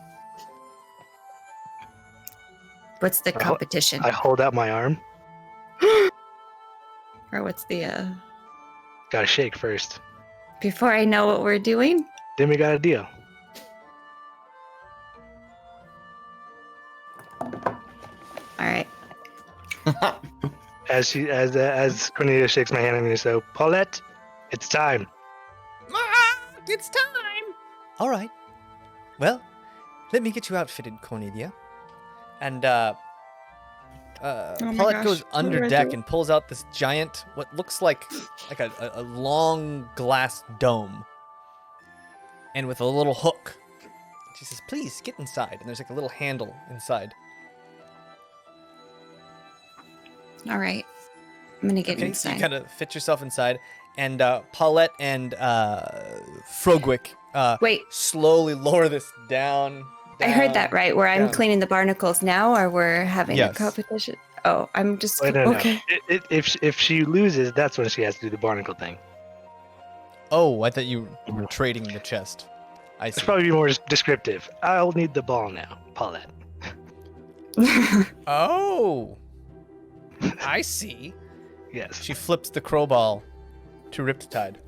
Okay, I grab it. This is crowball. Your goal is to get this ball into that crow's nest. My goal is to stop you. You have 3 days to get into that crow's nest, and I have 3 days to stop you. Okay. You could take your time. You could do it now. It's up to you. But as soon as anyone says go, it's time. And where's it going to be? Do I know that much? I Are you just going to hand have her. it? I just Oh. hand it to her. Okay. All right, 3 days. I'm going to just hold on to it for a little bit. Okay, and it's like big compared to you. Like Oh. it's really like maybe a soccer ball sized, but you're like soccer ball sized. So it's kind of like you're holding this. Oh my gosh. Can I just, I can try as many times as I want? Yep. All right, I'm going to dash real quick. I'm going to like leave a minor illusion of myself where he's looking at me and then like dash around and try to like, do I see any ropes where I can cut it? Do I know that much where it'll just like swing me up? I mean, any rope that you cut may damage the ship, but you're welcome to try. There are ropes, but you cut the wrong end and it comes down on you, not up. Yeah. I don't know if you know enough about ships to know which end is up. And All which right, is I'm just down. going to try to climb a rope real quick then. See what's I'm up. gonna tackle her. Okay. The minor illusion roll. me? Well, you minor illusion, but the second you start moving, your minor illusion is a solid. I was hoping to surprise image. him a little. Yeah, Yeah. I mean, you definitely surprise him. You go, well, he's kind of ready for it, right? He just gave you the ball and just made this thing.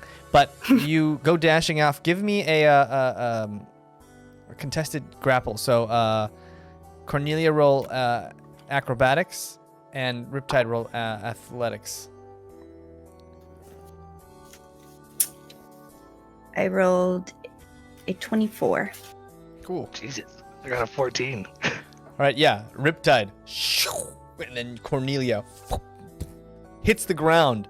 You have like this one opportunity. What are you going to try and do? I'm gonna try to just climb up the rope. Well, like I mean, as remember, quickly- you have this Oh, big oh. old ball in your Oh hand. shit!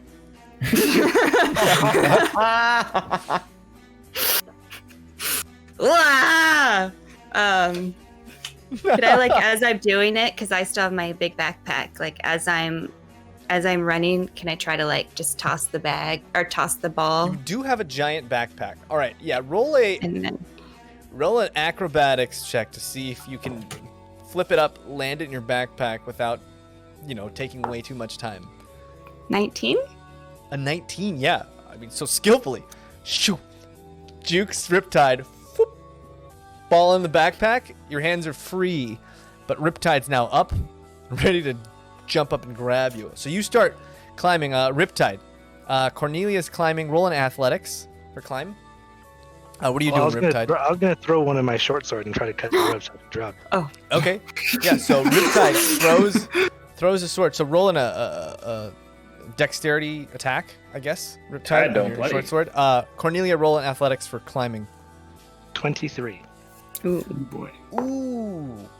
Athletics. 18. Yeah. So you start climbing, and just before you get to the top, free fall. You start falling down. There's another rope next to you. You can try and grab it, or you can try and land. The ball's pretty soft, so you might be able to bounce off the ball and run in a different direction. Can I just see where he's at and instead kind of bounce off where I run into him, where he can catch me so I don't fall on the boat? Just land in his arms. I'm gonna try a different thing. He's you're falling straight down. You Oh, would and have to he's, way position the over. ball right, so you hit the ball. All and right. go flying into him or something like that. I'll try to just grab another rope if you said there's one there. Okay, yeah. Roll a dexterity saving throw. 14. 14. It's just enough as you fall halfway down and grab it. But Riptide's now coming after you. Riptide, what are you doing? Yeah, I'm gonna throw my boomerang and start climbing. You're gonna throw it at her? Yeah. Okay. Roll an attack. 16. What's your AC? Oh, Ooh. 15. 15.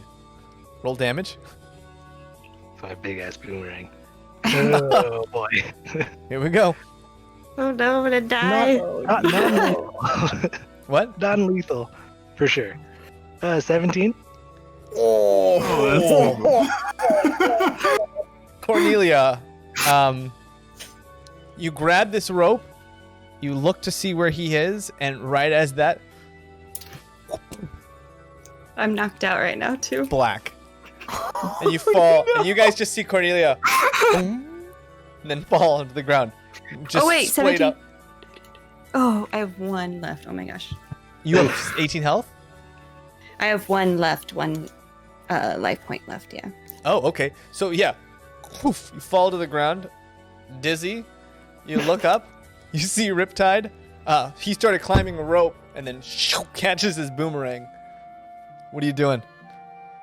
I'm just gonna lay there. All right, roll a performance check. I'm gonna put my boomerang back on my back and I'm gonna say, go ahead and keep trying. 17 performance? All right. Yeah, and, 17. Yeah, Riptide's not buying it. All right. I'll just chill for a little bit. Okay. I'm Yeah. wounded. You guys are in a stalemate as Cornelia's Physically. just kind of laying there, body badly bruised. And you guys sail, and you come upon this giant rocky almost reef surrounding a plateau-like island, another large island that just rocky sides and all the way around, shooting straight up into the air on this lush green plateau. Riptide, kind of hanging up near the rafters, explains to you as Incent is now taking a turn in between Kelwise, steering the helm. He tells you that this is Wildling Isle, and it's nearly impossible to get to because of the rocky shore on the outside and the giant reef surrounding it. It's impossible to get to by boat, and even then you'd have to climb up this sheer face of the rock. So unless you can fly or you know a secret way in, you're basically it's a no-go island. But you do see little, what look like round plants, almost like a bush, with little legs sticking out and a little spear standing on the edge of the rim. And as you kind of float by this island, one of them just yells, Are they azurlings? and a whole bunch of like little ones come up, and they're like just round, completely round bushes with little hands and feet sticking out, and they all start just at you guys as you kind of just float on by. It's been a weird couple weeks. Can I like shout back any of the phrases that I remember from the leaf hat dudes? Azurlings? Yeah. And they're about the same size. It's just hard to tell because they have like an entire bush surrounding them. Yeah, I'm just gonna yell stuff that I heard those dudes saying. Yeah. While Pop's doing that, can I try and like heal Cornelia? I use cure wounds on her. Sure. Yeah, Thank you can cure her wounds. Cornelia staying stiff as a board for hours and hours now. It's magnificent. And it's kind of like Riptide knows she's acting. Everyone knows she's acting, but she stick to Acting, I'm hurt. Yes, you Emotionally. Feel, Pup, you start yelling in that almost Tasmanian devil language back at them. You guys just hear Pup like, and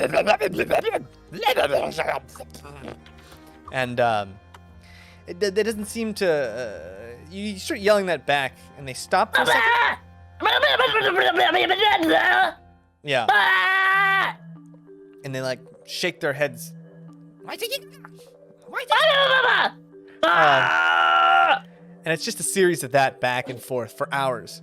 And you see them, but it's like they're like running along the island next to the boat just to scream at you guys for like what seems like an entire day.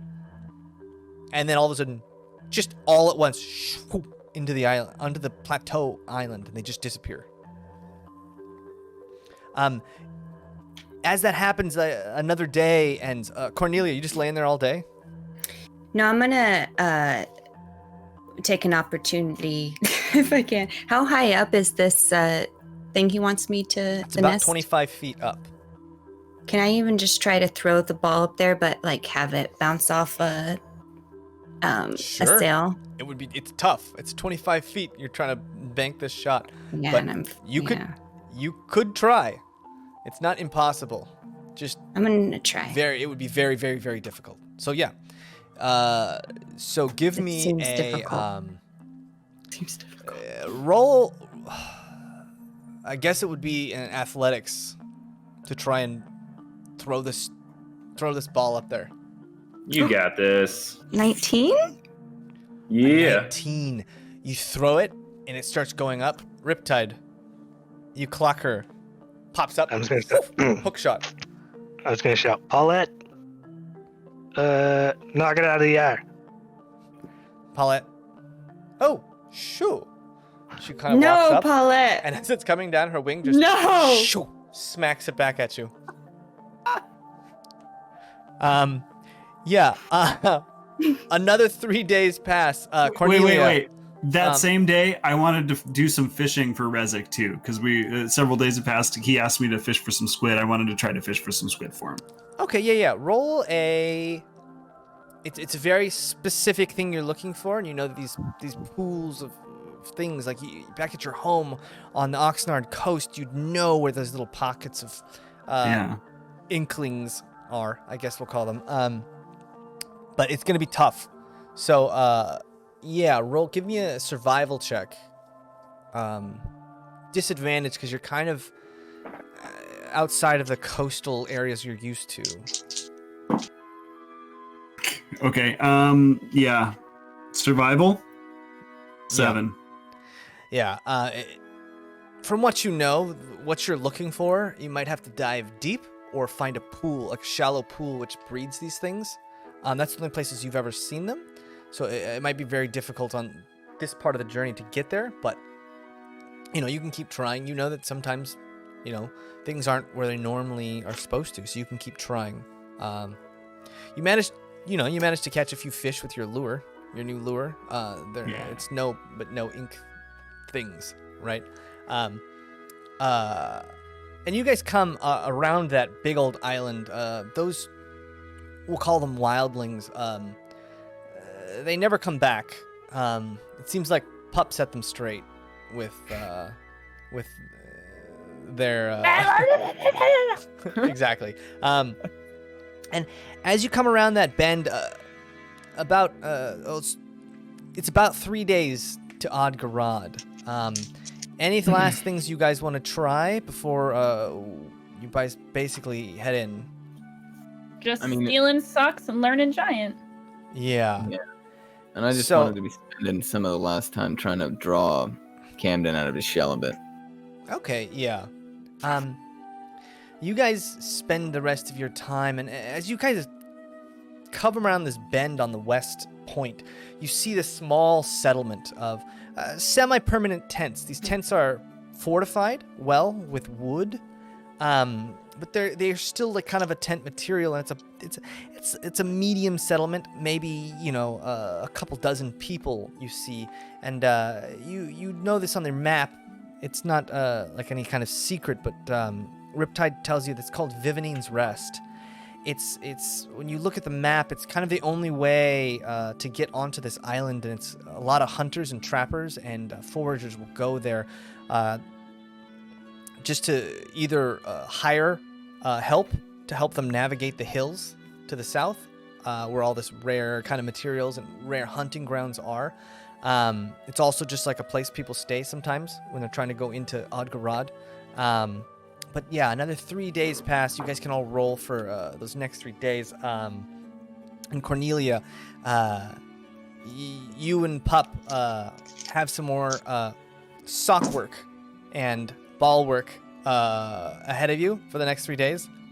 But unfortunately, we have run out of time, so we are going to pick up next week with Cornelia trying to sink a shot and Pup Stealing socks? Stealing socks, yes. And you all said right. once we hit 100 with those, we like have What do we do? learned that skill. Yeah, did any of you hit 100? Oh yeah. I did. Okay, so Kelwise, yeah, you become a novice sailor.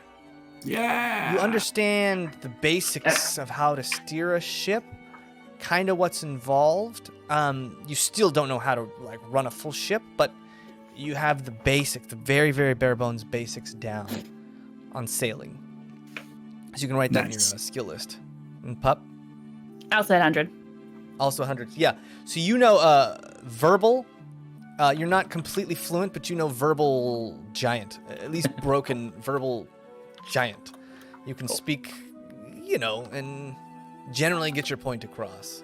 You know enough words now that you could be like angry, happy, hungry, and a whole slew of swear words that you have perfectly down. Good. We will pick up next week. Well, trusted too, right? Yeah. What? I did too. I hit Oh, it. jeez. Okay. There were several days we all hit it. Yeah, trust. You It's get okay. You're tired. you get water juggling down, boat juggling. That feels like I should be double proficient on land if I can. It's do it. weird though. It's weird because it's a whole different, a whole different ball game. No. You become proficient in juggling, and Cornelia. What about with You- Rezik's accent? And yeah. I got give us your best- 111. Give us the best Rezik accent. Oh, well, I mean, I don't want to intrude on anything important. It's not, is it okay if I'm here? It's about right. Yeah, no. Possible. Spot on. She's gone. Yeah, trust. You gain the we'll give it to you. This is a skill, or in your languages, we'll put Rezik.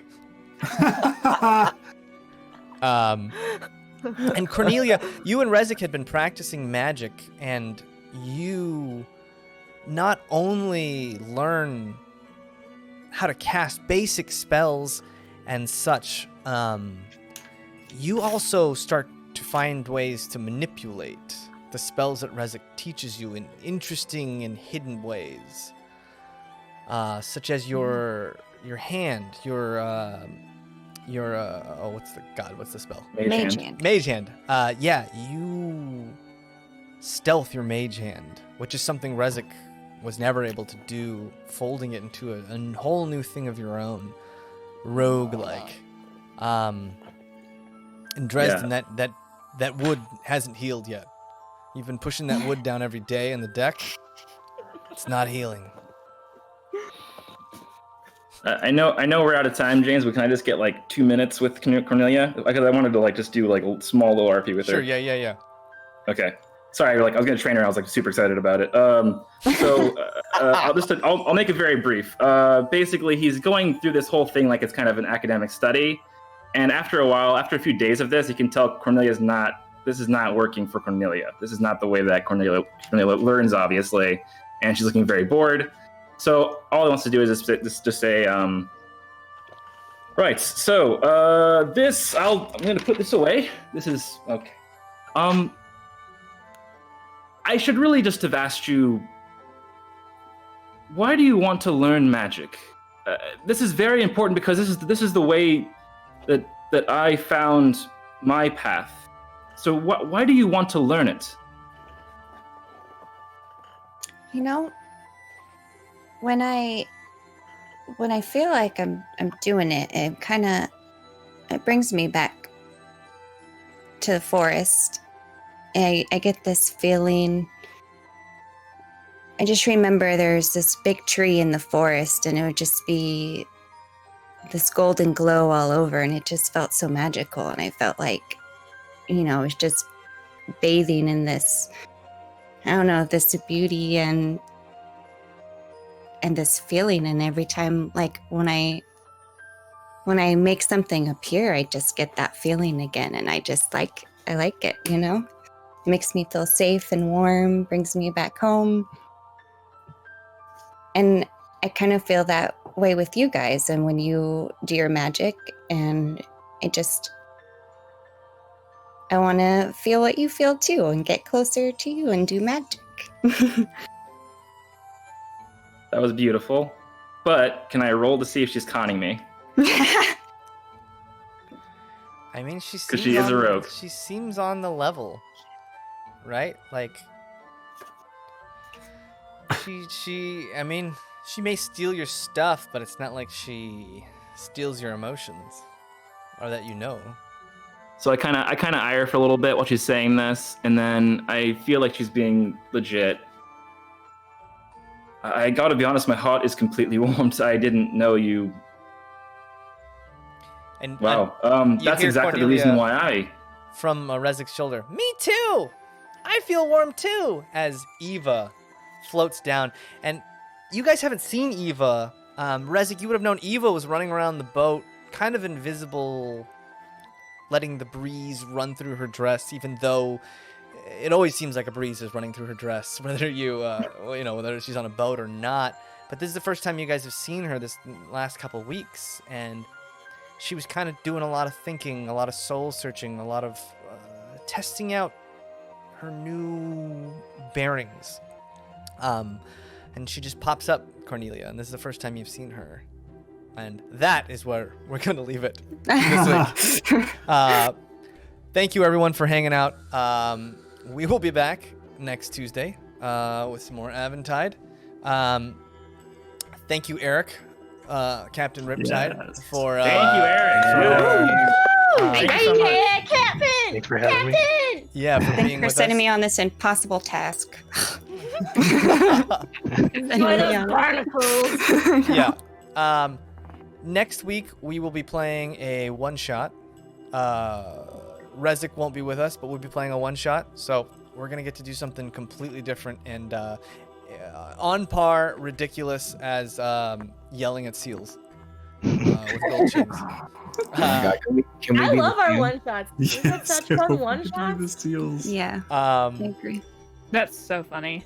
But until then, we are MinusOneCHarisma. Thank you so much for being with us tonight. We'll be back next week. Have a good week. Be safe. Take care of each other. And we will see you soon. Good night, everybody. Good night. Good night.